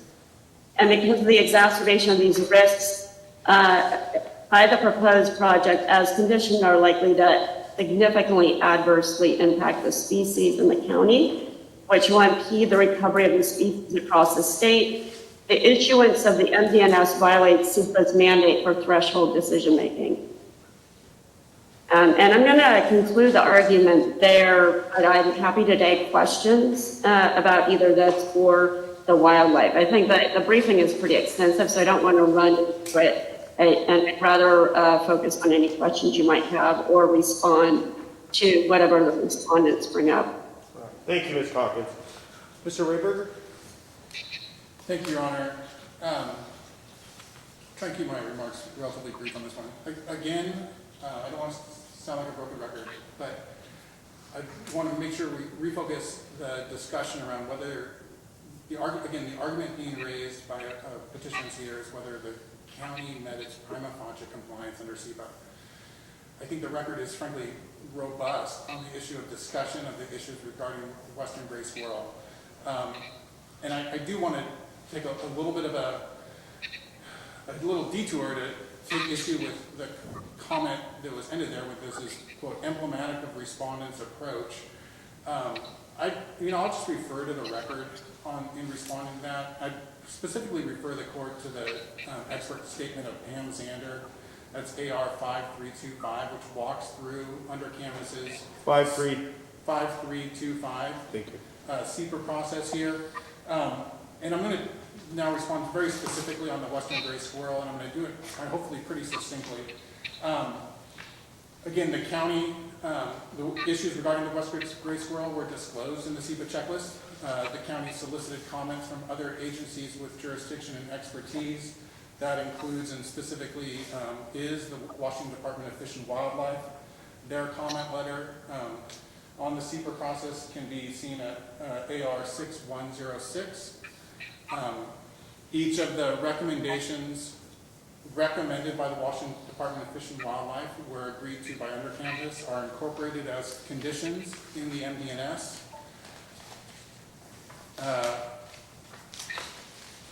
Those can be found in conditions 33 and 34, including multiple subparts under 34. I'd also refer the court to the expert statement of Sarah Harton, which is the expert statement put on by undercanvas. That's at AR 5318 and AR 408. Again, undercanvas consulted with Washington Department of Fish and Wildlife and agreed to adopt each and every recommendation proposed by the agency.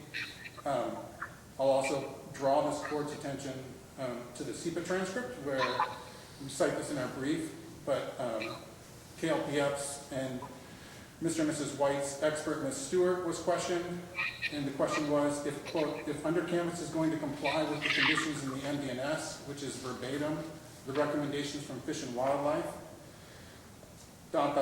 then would that satisfy you that they're meeting all the conditions that Washington Fish and Wildlife are going to require if they do that, and they agree to do that in the MDNS? The response was, so yes, yeah, if they're going to follow verbatim, question. Ms. Stewart's response, yes, yeah, I would think that would be adequate mitigation.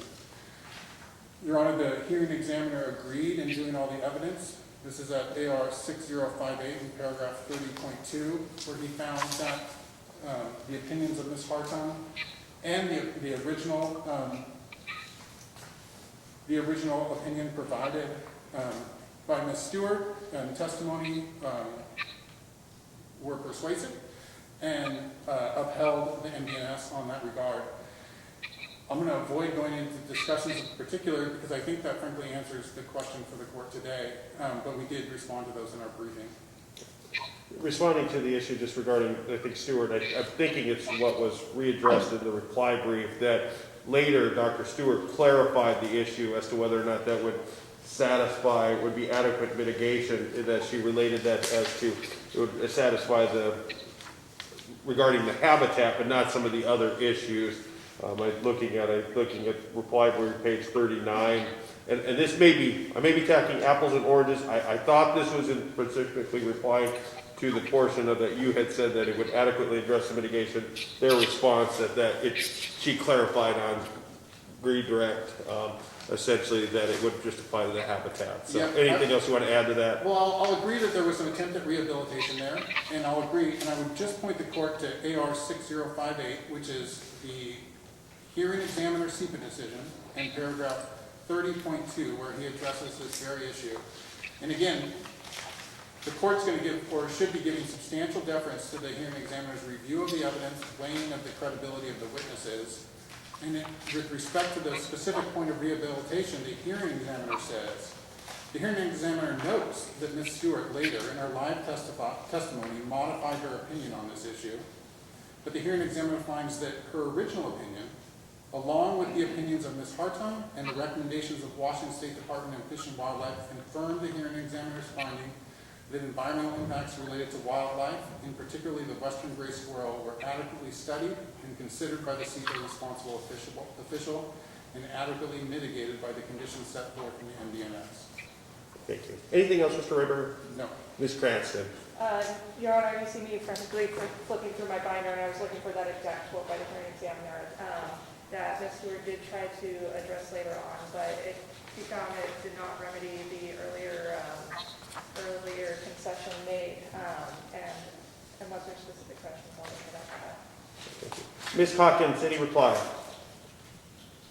Yes, so you've actually already addressed one of my responses, which is that Dr. Stewart clarified what she said later on. And as you heard me talk about earlier, one of the big impacts, you will find no evidence of an analysis on the part of the respondents is the traffic impact, particularly on Oak Ridge Road. And mitigation won't address that problem. But I'd also suggest you look at Dr. Stewart's multiple reports, AR 5459, 5483, and 5545 to 5548, because she makes one statement during the hearing. The entirety of the record includes extensive analysis of WDFW's recommendation and the impact on the western gray squirrels. And in conclusion, Dr. Stewart says, even if under canvas follows all of these minimum guidelines, they are likely to be ineffective at reducing the cumulative impact of this development on the local squirrel population. The 27 acres encompassed in the report infrastructure will likely be unusable as habitat for the squirrels due to tents and structures being situated too close to nests, elevated noise, human and dog presence, and ground food resource disturbance. Forest management of the remaining 92 acres, recreation and wildfire mitigation may further decrease and or degrade habitat for the squirrels. Rectifying failed plantings of conifers on site will not compensate for loss of habitat, increased roadkill mortalities, and increased wildfire risk. And so, if you look in totality at Dr. Stewart's testimony and her report, it cannot be boiled down to that one statement that respondents would like to hold on to as suggesting that they performed their duty under SEPA in the case of the species. Other than that, I don't have any additional comments on the western gray squirrels unless you have particular questions you'd like to add. I don't at this time. Thank you, Ms. Hawkins. All right, let's move Thank you, Your on Honor. to the kind of the last kind of issue area, that being the mitigation measures and the permit processing there, Mr. Callaghan. Just the specificity of the mitigation measures? Is that what you're referring to? Yeah, yes. Yes. For most of these, I think I'll rest on my briefing. I would just like to call your attention. So we've outlined those at pages 57 to 59 of our opening brief. I just don't want you to lose track of the fire evacuation plans. We sort of addressed that elsewhere as being really in the same boat, right? It's just not being specific, not saying much of anything, frankly. On the issues raised at pages 57 to 59 of our opening brief, I just wanted to kind of call attention to a couple of these. One was condition 21, which requires under canvas to consult with the Washington Department of Fish and Wildlife to determine if existing culverts are sized correctly. That condition doesn't really require them to do anything if they find out the culverts are not sized correctly. Also, I would just point out condition 25. You had asked earlier about, I believe it was the vegetation management plan, and we had a back and forth about whether it applied to Oak Ridge Road or whether it only applied to on-site roads. And I had said I was unaware of any evidence that would apply elsewhere off the property. But I would just note here, that's an issue raised here. I mean, this is just sort of another problem that it doesn't say where these conditions apply. But I think I'll rest on my briefing for the remainder of these particular items. Thank you. Mr. Rayberger, any response to the issue with regards to the mitigation measures? I think we went through each of them in our briefing. I'll point the court to the Moss decision, 109 WINAP at 14, which confirms that SEPA really encourages responsible officials to look to and rely on existing regulations where possible. And for each of the conditions noted, we walked through and discussed specifically where that would occur. Since Mr. Telligent raised it, I'll address the culvert issue. Culverts are regulated by the state of Washington and Washington Department of Fish and Wildlife.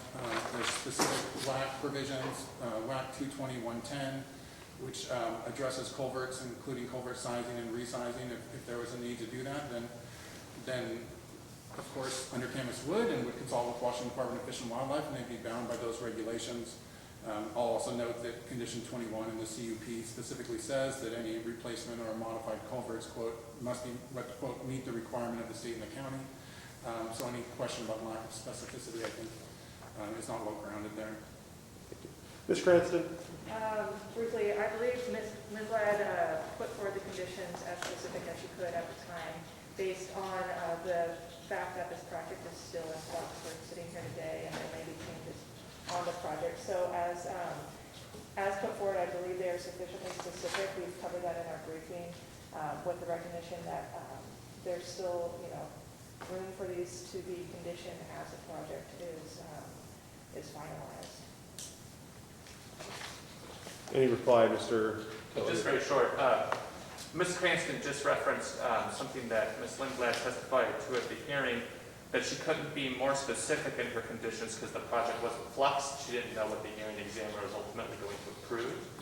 I just want to call attention, that's actually the rationale she gave me as to why she couldn't be more specific about the evacuation plan. Because she said, we don't know what the hearing examiner is actually going to approve. And frankly, I don't know if that's true or it's not true, but it's wrong under the law, because under the law, what you analyze under SEPA is the proposal.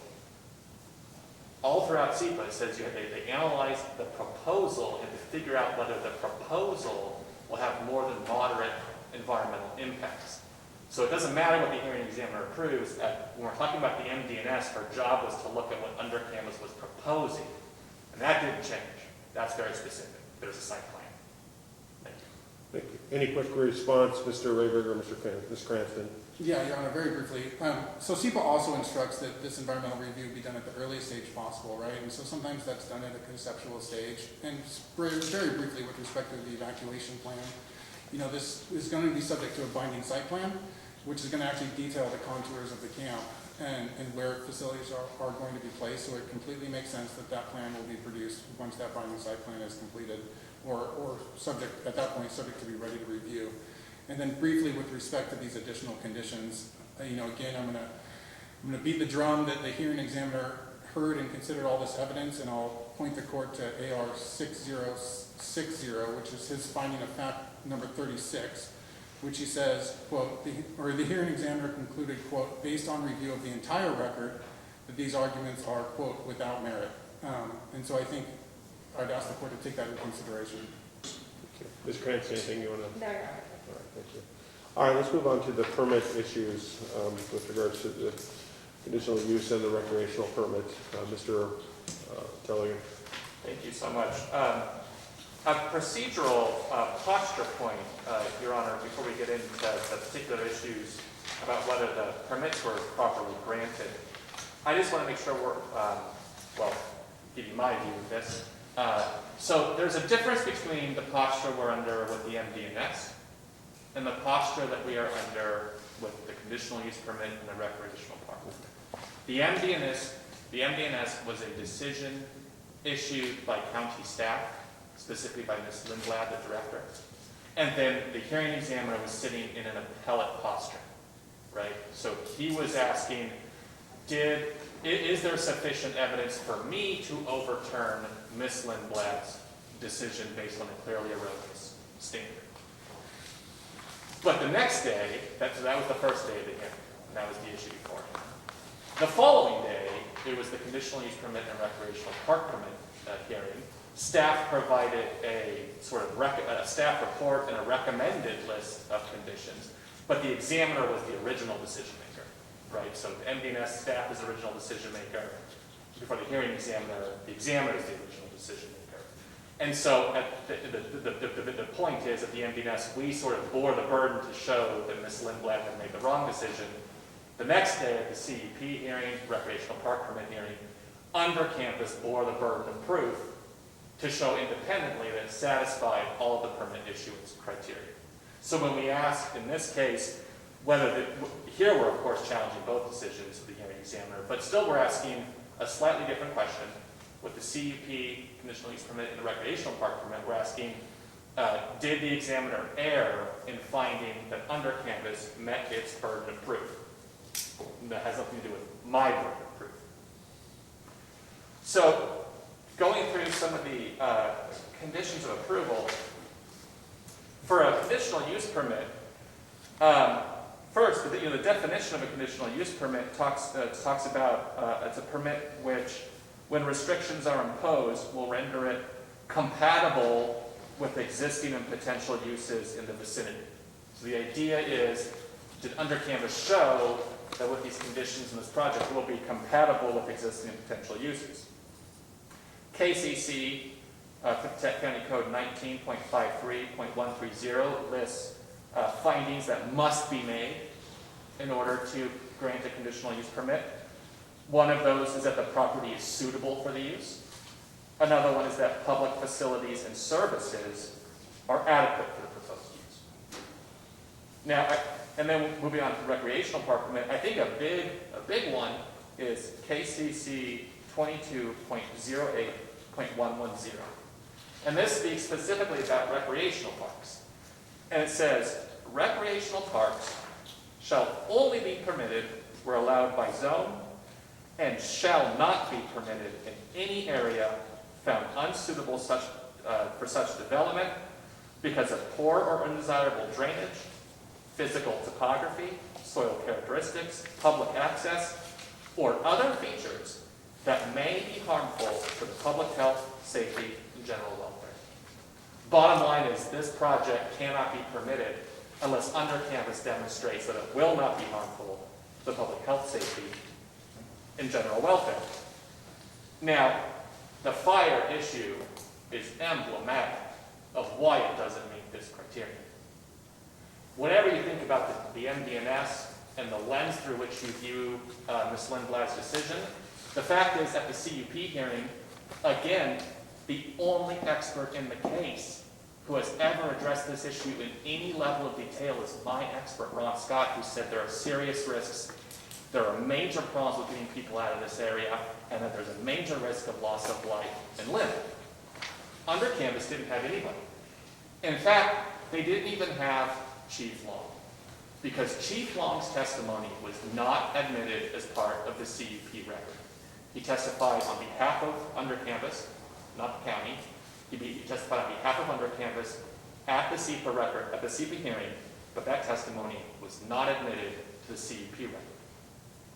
So frankly, in the CUP context, it is even more stark that something went wrong here, because Chief Long's testimony is out.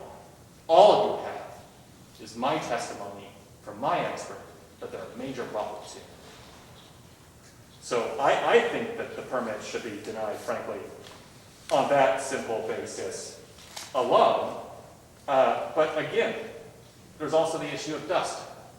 Dust is obviously relevant in the way that we described it, as a traffic hazard, as something that could potentially affect public health, safety, and general welfare.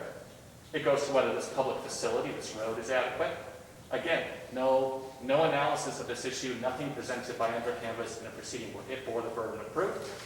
On the geometry of the road, putting the road width aside, no analysis of sight lines, no analysis of road curvature, no analysis of whether this road meets any minimum standard applicable to a road of this nature. So the long and the short of it, Your Honor, is that they really did not put on any evidence to show that they met these particular permit criteria. First and foremost being that this project cannot be permitted unless Undercanvas demonstrates that it will not be harmful to public health, safety, and general welfare. I think I'll stop there. Mr. Rayburn. Thank you, Your Honor. I'll start where Mr. Tulligen started, which is with the burden issue. I'm not sure whether I agree with him. I'll say I don't agree with how he postured it in the briefing, which was a fairly transparent effort at burden shifting. Yes, the Undercanvas had the burden below to establish the permit criteria. The city or the county submitted a staff report that outlined all of the criteria. I believe that's an attachment to our reply. And I'll note that the hearing examiner, after weighing all the evidence and hearing from all the parties and considering the entire record, affirmed and issued the conditional use permit and recreational park permit. So I think that issue is rested and resolved. Undercanvas has met its burden. And so what is the question now on appeal? The question now on appeal is whether KLPF and the petitioners meet one of the standards under LUPA, RCW 3670C130 in order to reverse that decision, in which the county's decision, which is in this case the hearing examiner's decision, is entitled to substantial deference on review. Again, I'm going to come back, just because the case is in front of us, the Lance v. Douglas case, and this is on a LUPA appeal under a hearing examiner. We must give substantial deference to the legal and factual determinations of the hearing examiner as the local authority with expertise in land use regulations. We cited the Moss and Bohm case also in our briefing, which addressed this very same issue. So what's not met here is the petitioner's burden. It is now the petitioner's burden to overturn that, and they haven't met that burden here. Real briefly, it's in the briefing and in the record, but just a little conceptual picture of the property. It's a 119-acre property. The subject where the proposal of the proposed camping facility is approximately 27-acre site nested in the middle of that. It's buffered. I think that both the county and the hearing examiner agree that this project does meet the comp plan requirements. With respect to Chief Long and issues with respect to fire and fire evacuation, I think this is the very reason which SEPA requires a linkage requirement. It's a combined hearing between the two. I'll note in the CUP record at 8851 at finding of fact 25.4, all applicant and SEPA appellant exhibits admitted into the record during the SEPA portion of the hearing were then admitted into the CUP hearing. The same hearings, the reason for the combined hearing is so that these issues are brought before the county at the same time. The hearing examiner heard both of those evidence. I could revisit the issues with respect to dust and capacity and traffic issues. I think those are fully vetted in the SEPA discussion. And again, those documents were admitted into the record as part of the CUP discussion. Again, I believe the county's briefing points out, and Mr. Hunter testifies to the fact that unpaved roads aren't uncommon throughout the county. We're dealing here with a 1.6 to 1.9 portion of that. Capacity and sightline were addressed. They're addressed again through conditions placed on them requiring signage. The final statement that no analysis that this meets any requirement or standard of the road of this nature just confounds me, because there's expert testimony by Undercampus's experts, Dr. Brown and Lisa Filikowski, as well as Jeff Hunter, that it meets the requirements of Title 12 and AASHTO standards, and those required by WSDOT, and those conditions are incorporated into the record. So I don't think there's any reason to reverse the either the conditional use permit or the recreational park permit, and certainly petitioners haven't met their burden to get that relief. Ms. Cranston. Thank you, Your Honor. As stated at the bottom of page 6 of our briefing, because the CUP and variances are sought by under canvas and not the county has not taken up this argument and has left it for the parties to address. Thank you. Any reply, Mr. Tellady? Yes. First, on the Lance versus Douglas case, at least the hearing examiner addressed evacuation in that case. At least he actually saw an issue and addressed it and made findings. In this case, the hearing examiner, didn't even make one mention of the evacuation issue in either the SEPA decision or the CUP decision. He didn't. The word evacuation doesn't even appear in any of those decisions. He just waltzed past it as if it didn't exist, which is just amazing to me. Given the report of my expert and given how big of a deal this is, my expert he even reported that we're slated to face the worst fire season potentially in 1,200 years. And that's even if you haven't even been watching the news for last year. It's a major problem. He didn't even address it. He didn't address dust. He didn't address cattle. It's almost as if he wrote his opinion before the evidence was presented. Now, Mr. Rayberger said that at 8851, the exhibits were admitted. True. Written exhibits in the SEPA appeal hearing were admitted into the CUP record. That doesn't include testimony. In fact, there was a discussion about this at the end of the SEPA testimony about what would be admitted and what wouldn't be admitted, and the hearing examiner made clear that the testimony of the SEPA record was not going to be part of what he considers the CUP record. Mr. Rayberger's client, or the prior attorney, did not object. Same goes with Mr. Hunter. His testimony is not part of the CUP record. It's only part of the SEPA record. That's why you have all these different records and why you have all these problems. But the fact is, fire was never addressed. At least evacuation was never addressed. On the road, sight lines, nothing about the actual physical geometry of the road was ever addressed by any expert for under canvas. Might sound like a broad statement, but it wasn't. There's one exception, and that's the belated recognition that the road in some places is less than 20 feet wide, as we have been clamoring about for months because they have kept on saying the opposite. Aside from the road width, there is zero discussion on the record about any of the roadway geometrics, any of the curvatures, any of the sight lines, anything else. So no, it is 100% true that under canvas bore the burden to show that it met their criteria for a conditional use permit and a recreational park permit. They cannot rely on Chief Long's testimony. They cannot rely on Jeff Hunter's testimony because they're not part of that record.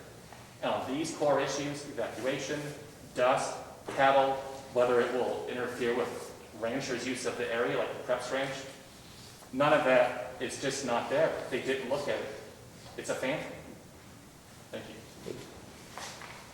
All right, let's go ahead and turn over to the under canvases issues raised in its petition and briefing argument here regarding the challenges to certain conditions that were imposed by the hearing examiner. So I'm just going to go ahead and start this over here with Mr. Rayberger on that. Then Ms. Cranston, I'll hear from you, and then finally Mr. Delegate, I'll go ahead and hear from you on your response. Again, I've had to appreciate the extensive briefing on these issues, and I've had a chance to review that, but I'll go ahead and let you kind of address those. I know from your opening brief to your reply brief, things have changed somewhat considerably, so to speak, with regards to some of the requests that were there. So I'll go ahead and just let you kind of address the issues that you think are necessary. Thank you, Your Honor. So in our local petition, as you know, in our local petition and in our opening brief, we challenged several conditions, those being condition 59, which I refer to as the permit modification or reopener provision. Conditions 50, 51, and 52 with respect to wood stoves. Condition 54 with respect to special events and amplified sound. Condition 55 with respect to RV parking, and condition 60 and portion of 9 with respect to water use and reporting.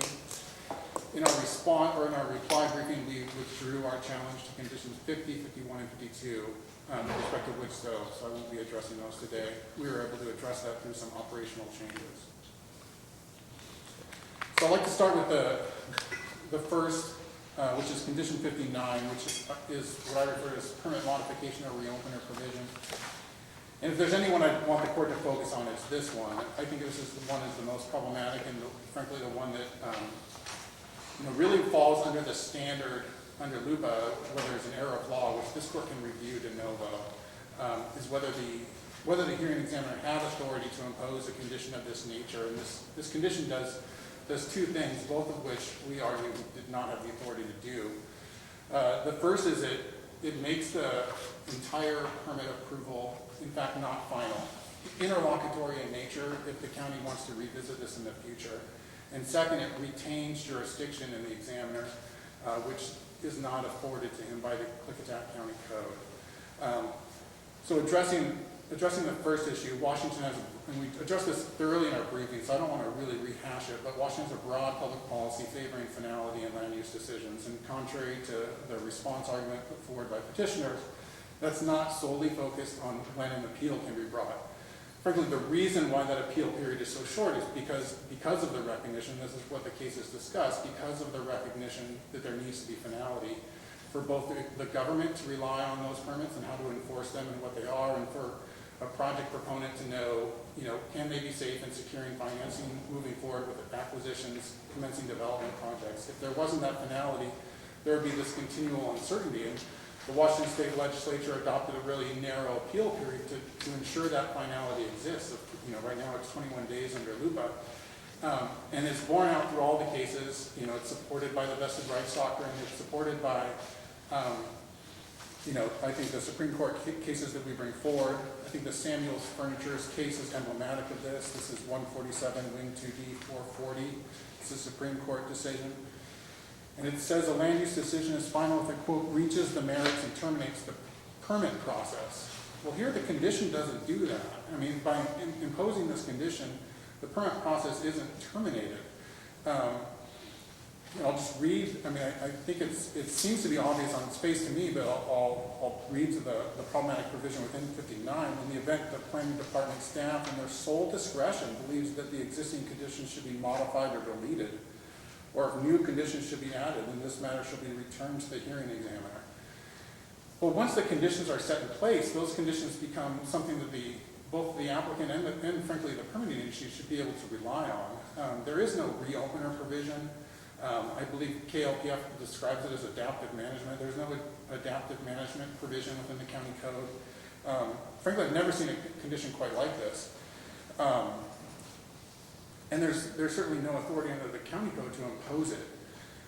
It would leave under canvas in a position of being, there's not even a temporal limitation associated with this, but of going down the road and not knowing whether, quote, a new condition might be added or existing conditions might be modified, which could frankly make the project no longer viable. And I'll say that this isn't how it's done. The county, as we discussed in our briefing, the county has a robust code enforcement process, and that's how you enforce conditions on permits, not through the ability to impose new conditions at some point in the future. And then secondarily, the provision says that the hearing examiner retains authority to quote, conduct the hearing and determine what additional actions, sanctions, and conditions may apply. Again, there's no authority under the county code for a hearing examiner to retain jurisdiction over a matter. I think we cite the in-rate hearing examiner case out of King County for the proposition that the hearing examiner's authority is narrow. It's only that authority delegated to him by the county legislative authority. And here the county code is clear that the authority granted to the examiners to issue the decision, and then quote, that decision is determined final and conclusive, and that doesn't occur here. So again, we believe this is an issue of law. The court reviews de novo whether the examiner has this authority, and based on these fallacies, the court must reverse this decision and strike. I think you can otherwise affirm the CUP, but reverse as to this particular condition. I don't know if you want me to go on to the remainder, or If there's any more that you want to address all the issues that you have with all the conditions. Okay, so I'll move on next. Again, we withdrew 50, 51, and 52, so the next issue is the special events. Again, I'll point to there's no findings or conclusions supporting this condition being imposed. So we're left a little bit guessing as to what it's intended to regulate.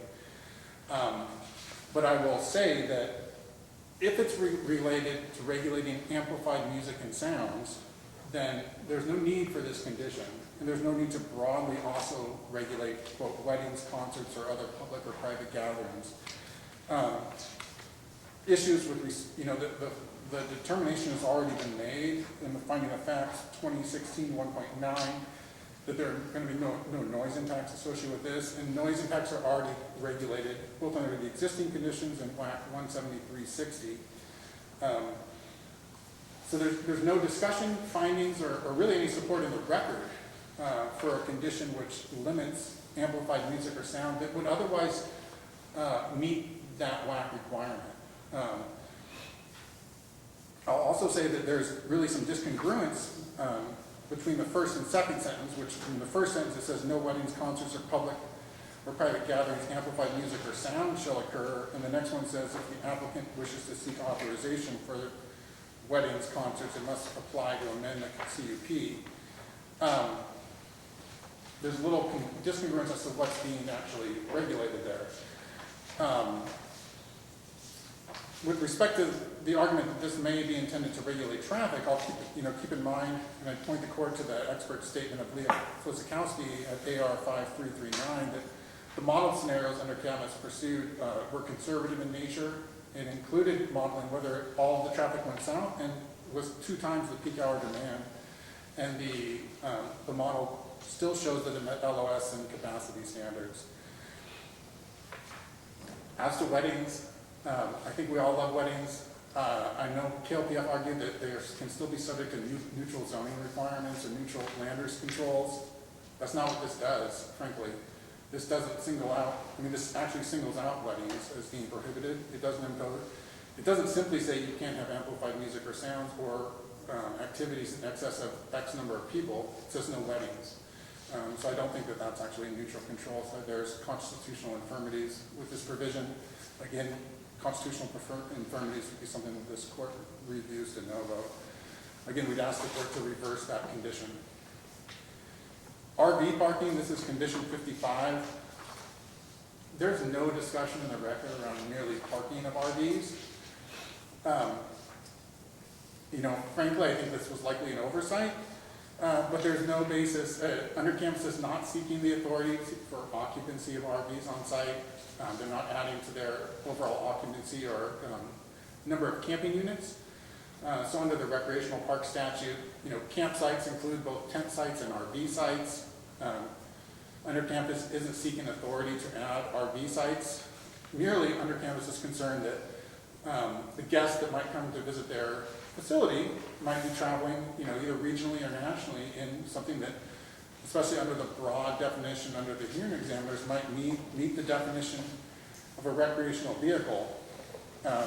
Here it's not just RVs, but trailers, motorhomes, and vehicles with similar living quarter abilities. That could be your VW van again.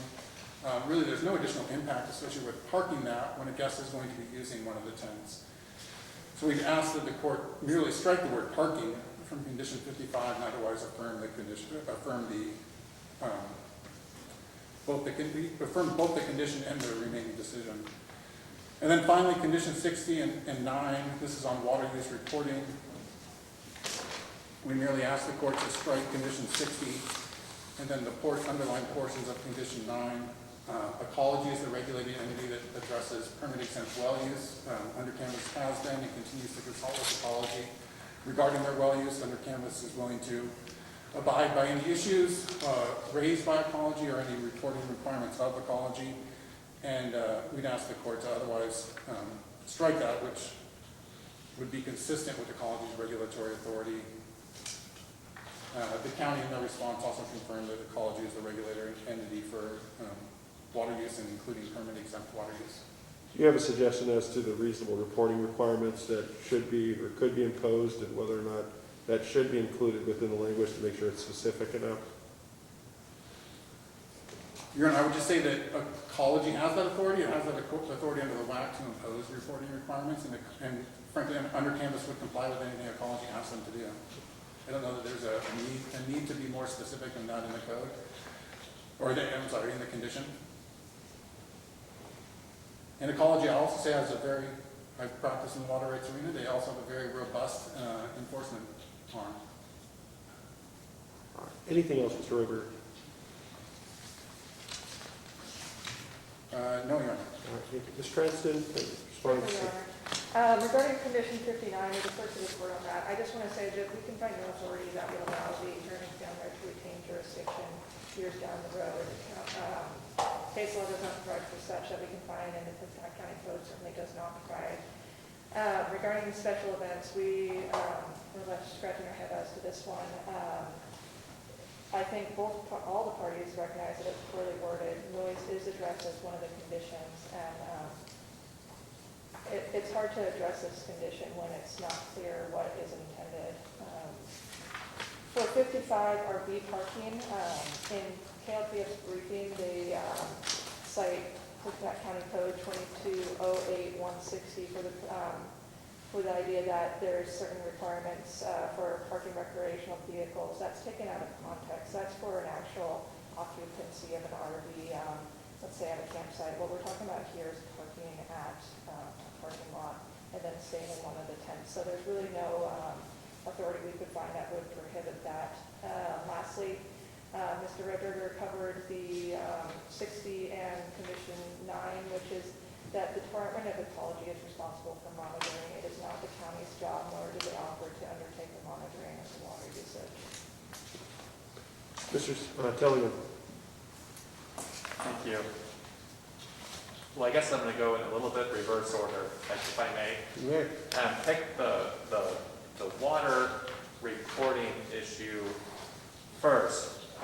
At page 26 of our response brief, we quoted an email from the Department of Ecology that's in the record, where the Department of Ecology said, as a permit exempt use, so meaning that the amount that Under Canvas is claiming that it can get by on, 5,000 gallons per day, Ecology does not typically meter and monitor each well.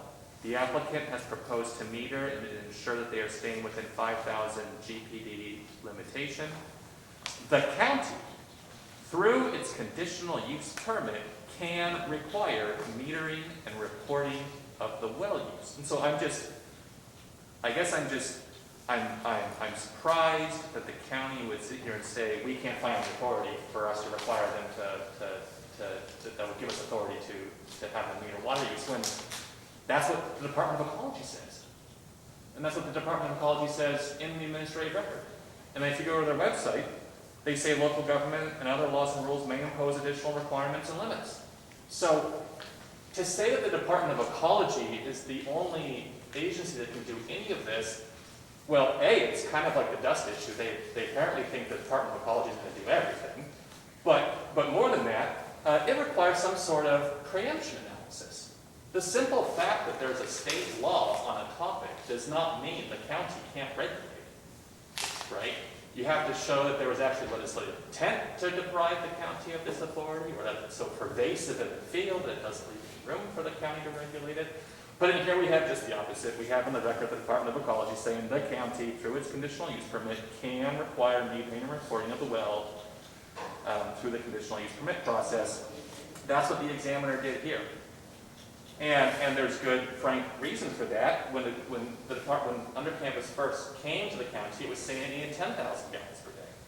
And then when it found out it would need a permit, and actually would be subject to strict regulations, it said, okay, we can get by with 5,000 a day. And then my client started emailing other regulatory jurisdictions that Under Canvas operates in, and found out that at its Yellowstone site, it is not reporting its water usage, even though the state requests that it report water use. I don't think it's a requirement, but it's a request.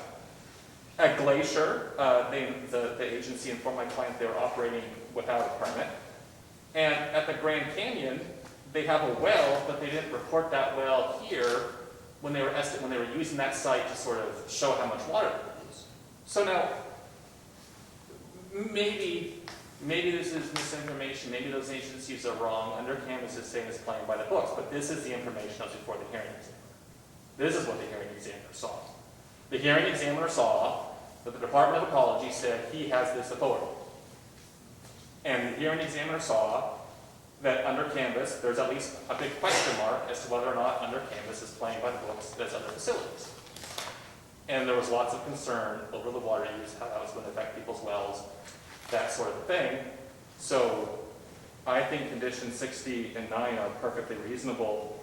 I also don't think Mr. Rayberger mentioned the part that he's challenging in condition, I believe it's 9, that says they have to stop operations if they exceed 5,000 gallons per day, but that's just what the law requires. They're not allowed to go beyond 5,000 gallons per day. So what they really want is, they don't want to have to stop if they exceed it, they don't want to have to report their water usage, they really just want no accountability. If I could just have those individuals that are on the computer, appearing by computer, video, or computer, video, or telephone today, just mute your phones, computer, or video. Go ahead, Mr. Tellegen. Jumping to conditions 54 and 55, which are kind of related. 55 is RV parking, 54 is special events. Well, they did model in their traffic analysis. They didn't provide any traffic analysis of special events.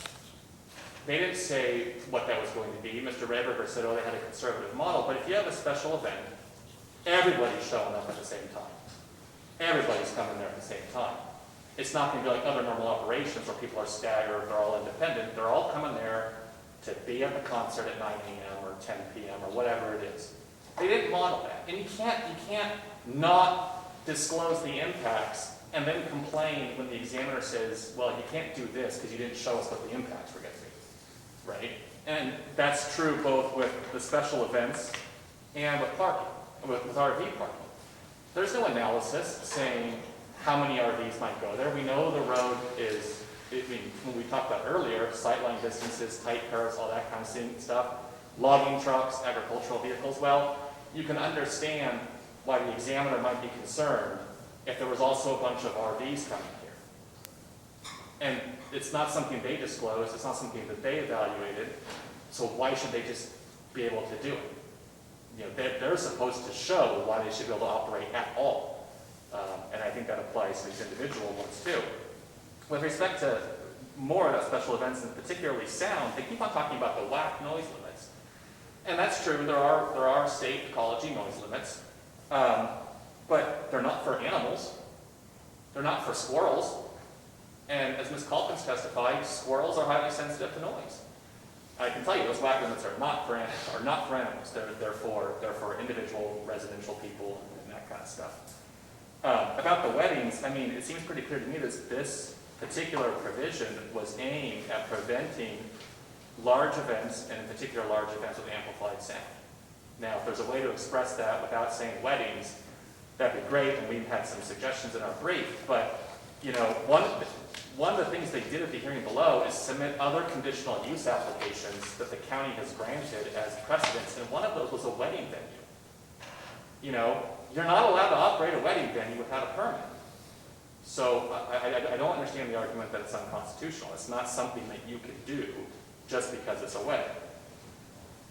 Regarding the reopener provision, all of the cases that they cite are about finality in the sense of figuring out when an appeal deadline is, or not allowing late challenges based on things that could have been raised at an earlier point in time. So for example, the Samuel Furniture's case that Mr. Rayberger quoted, you know, there was a dispute whether that project was inside or outside the shoreline jurisdiction, the quote-unquote shoreline jurisdiction. That issue arises under something called the Shoreline Management Act. It's important because if you're there, you need another special permit. If you're not there, you can just get a regular building permit. So there was a dispute about whether it was in this sort of shoreline zone. And the city had said, no, they're not in that zone. Belatedly, Ecology said, yes, they are in that zone. They tried to challenge that decision.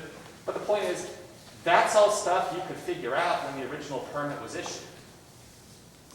And so there's a reason for saying you can't go back and redo things or modify things later, because that's all stuff that could have been litigated and figured out at the time.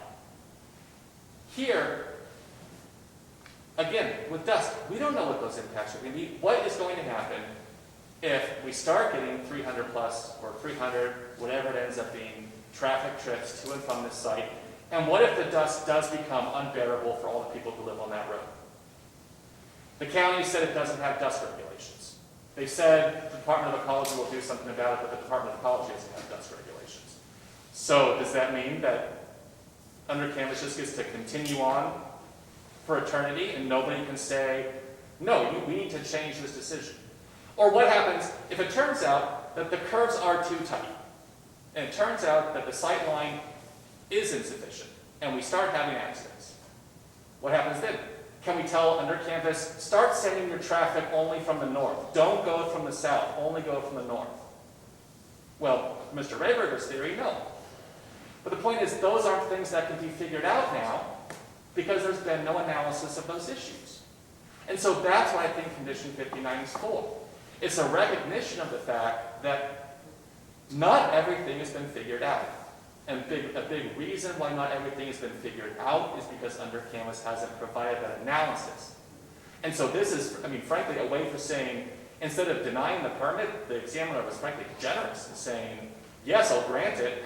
I'll even find that it meets the permit conditions, which we think is just flatly false, on the proviso that we can modify things later. But I guess you don't get it both ways. You don't get to not analyze these issues, have potentially severe impacts down the road on the things that you ignored, and then say that the county can't modify it. And there is no case that says you can't do it this way. As far as what the county code does say, it says conditions on a CUP must be, quote, reasonable. Well, this is reasonable. That's at KCC 19.04.160. And then for a recreational park, conditions can be imposed if they are, quote, deemed to be in the public interest. That's at KCC 22.08.080. So those are broad grants of authority to determine what's in the public interest, determine what's reasonable. I think this condition fits that bill very well. And I would just mention two more points. Council mentioned the vested rights doctrine. This is a doctrine that basically says once the developer has submitted a permit application, the county can't change the law and hold them to a new law. It's a poor analogy because the vested rights doctrine doesn't even apply to conditional use permits. It only applies to certain types of permits, and this isn't one of them. We briefed that. Also, we talked about a robust code enforcement that the county has. At the CUP hearing, one of the things that the hearing examiner heard repeatedly from the public was that Klickitat County does not have a code enforcement officer. There was no evidence submitted by the county to rebut that. And so the examiner looking and saying, okay, I have a county that does not have a code enforcement officer and an applicant that has not evaluated these issues, I think Condition 59 is a very reasonable attempt to do what the examiner should have done, which is to simply deny the application. Mr. Rayberger. Thank you, Your Honor.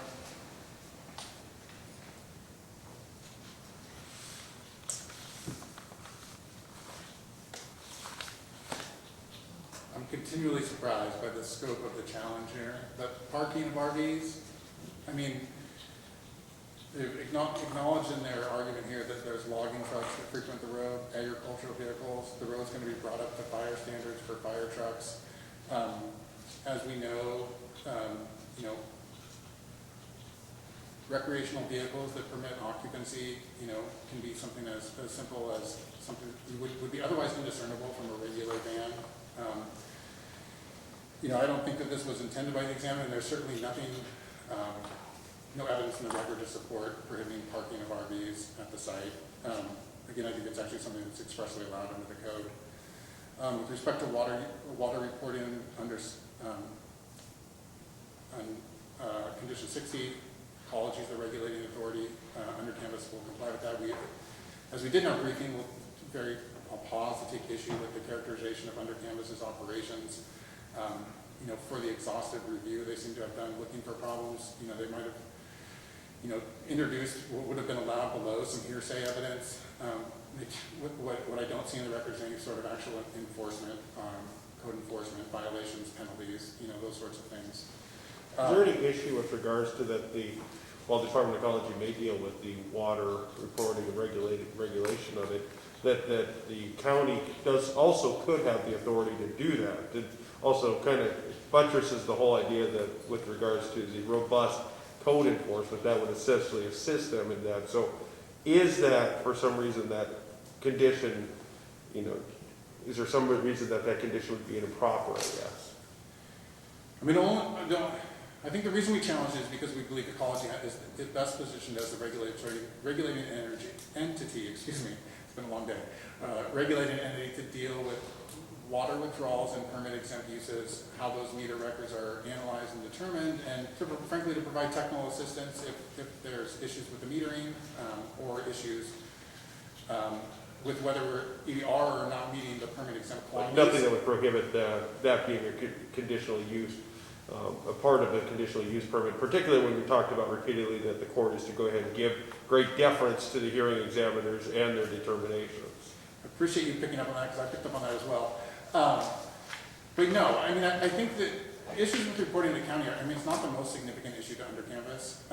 We just want to make sure that the actual regulated entity is the one that's controlling this, and that's the only reason we challenge that opinion, because ecology has broad enforcement authority. They also have broad authority and ability to provide technical assistance to, solve these types of problems when and if they arise, not that we expect them. So we'd like to have ecology being that entity, but we will defer to the court on how you want to analyze that issue.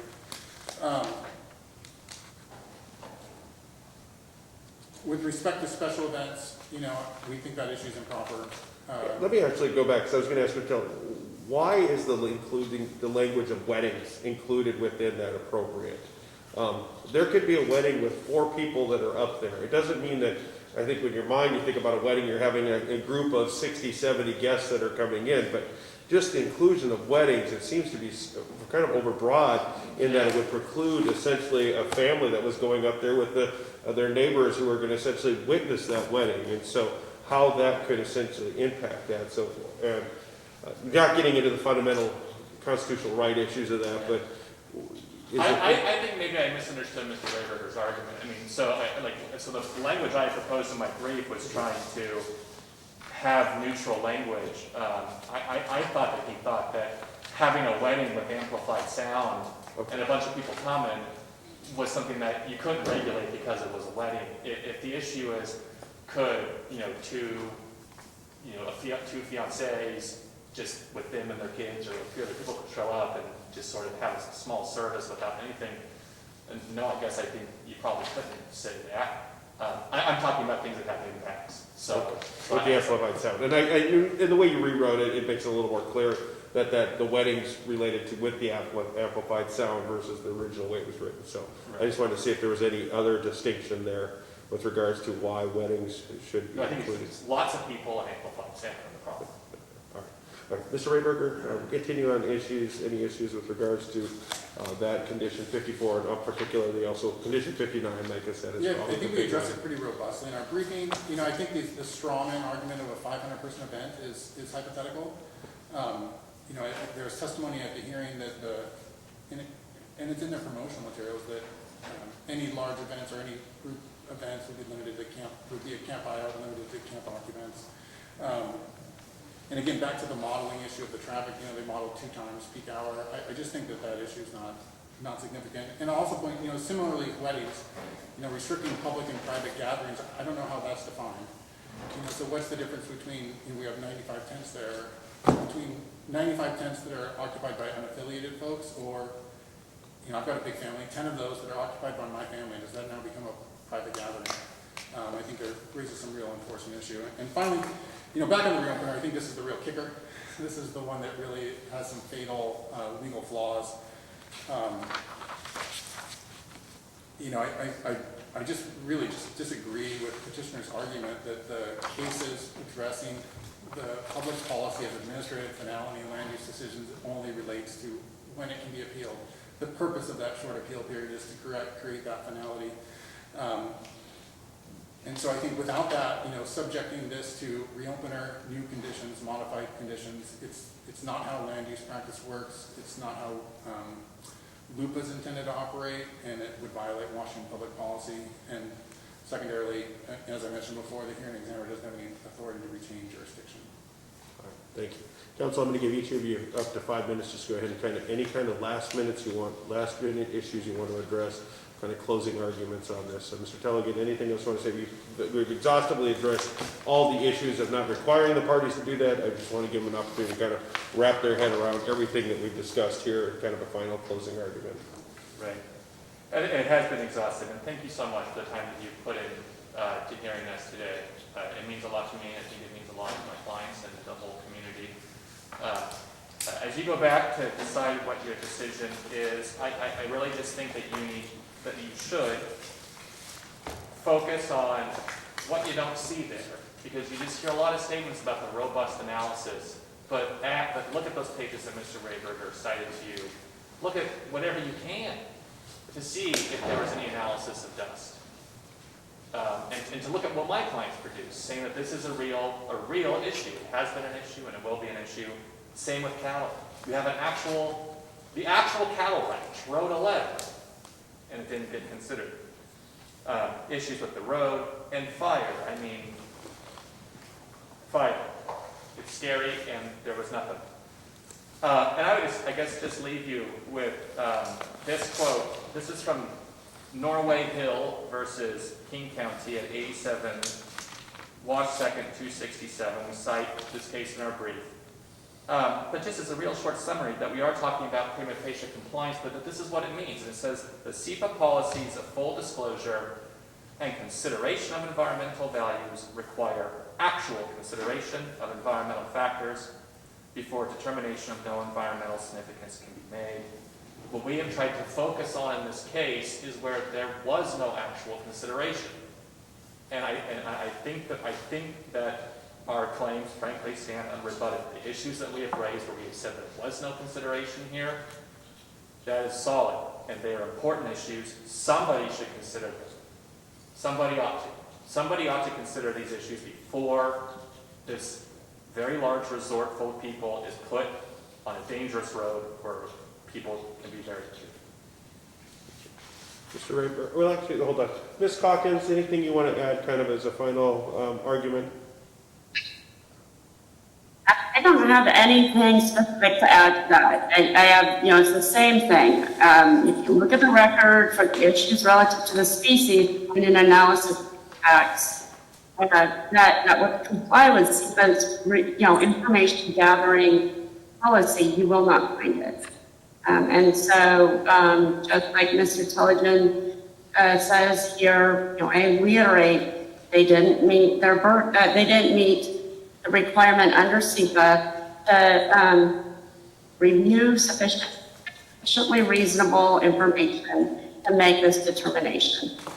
So thank you, Your Honor. Thank you, Ms. Calkins. Mr. Rayburger? Thank you, Your Honor. I'll end where I've kind of been starting most of my arguments, which is it just would ask this court to focus on the burdens and the burden of proof on this case, and then also to focus on what's being challenged with respect to the SEPA. Again, they're challenging whether the county was evidenced and made prima facie compliance with the SEPA regulations in their review of this. And again, point the court to Pam Zander's declaration. Well, before I forget, real briefly on the dust issues, the citations I had were 109979, and I think that if the one I had on the response to comments was wrong, it's 10888. I think that actually shows up multiple places, which might have led to the discrepancy. Sorry for the divergence there. But a local jurisdiction SEPA threshold determination is reviewed under the clearly erroneous standard. The court must be, quote, left with a definite and firm conviction that a mistake has been committed. As we discussed in our brief, and as in the Anderson-Pierce County case, Pierce prima facie compliance is met when the lead agency and applicant, quote, review comments from other state agencies, work cooperatively to reduce the project's impacts, and develop mitigating measures. And all that occurred here. I mean, the county really did a robust environmental review that was very iterative in nature, involved withdrawing their initial MD&S, soliciting comments, responding to those comments, hiring a third-party traffic reviewer, soliciting comments from County Public Works, WASDOT, Fire District Number 3, DNR, WFW, There was an all-day hearing at SEPA. There were experts that brought these very issues to bear, right? That brought these issues, I mean, even the ones that KLPF continues to challenge with respect to traffic, capacity, western gray squirrels, dust, evacuation, those were all brought to bear before the hearing examiner. He heard from witnesses, both lay and expert, and weighed that evidence and affirmed the SEPA determination. I think the courts make clear, and I think this is, set in the Moss v. Bellingham case, the court shouldn't substitute its judgment for that of the decision-making body and resolves those inferences in favor of the person that prevailed below.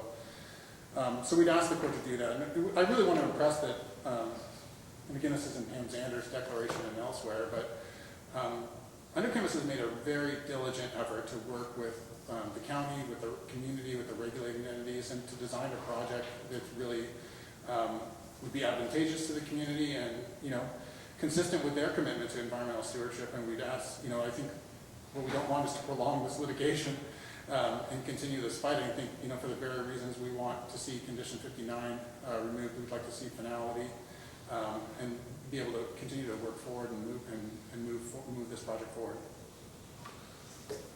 Ms. Cranston. Thank you, Your Honor. I wanted to jump back briefly to something Mr. Pelican said, and that is during the hearings there was no code enforcement officer enforcing the code. That was true in late July. Since then, the position has been filled and the county is enforcing code violations through the code enforcement officer.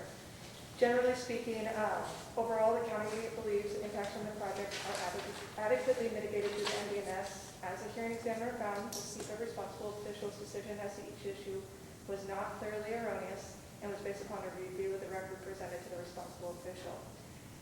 We believe KLPF has failed to meet the burden to show that the decision was clearly erroneous and the decision should be upheld.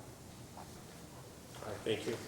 All right, thank you, counsel. I appreciate, like I said, the extensive and detailed briefing that has been provided, and the very detailed and passionate arguments that were made here today on behalf of all the parties. I recognize how important this is to a multitude of the people out there that live in the community, the agencies that are dealing with this, the companies that are the parties to this case. So I will work diligently to make sure I get a ruling out. It may not happen within the week like the last case we had where I was able to get that out relatively quickly, but I will get working on this ruling to get that out. I do just note that I've got a number of jury trials coming up, and I do have a very extensive dissolution ruling that I do need to get out that wrapped up in a trial here just within a week or so. So I'll get that out to the parties. Look forward to getting that back from the court administrator. Again, I want to appreciate everybody being here today and their very compelling arguments that they made. All right, I'm going to go ahead and hang up here on the phone for all those people that are appearing here by video, computer, or telephone here today. I appreciate everybody behaving themselves on there, not impacting our ability to make a record here today. So, all right, we'll be in recess until tomorrow morning. All right. Thank you, Nikki.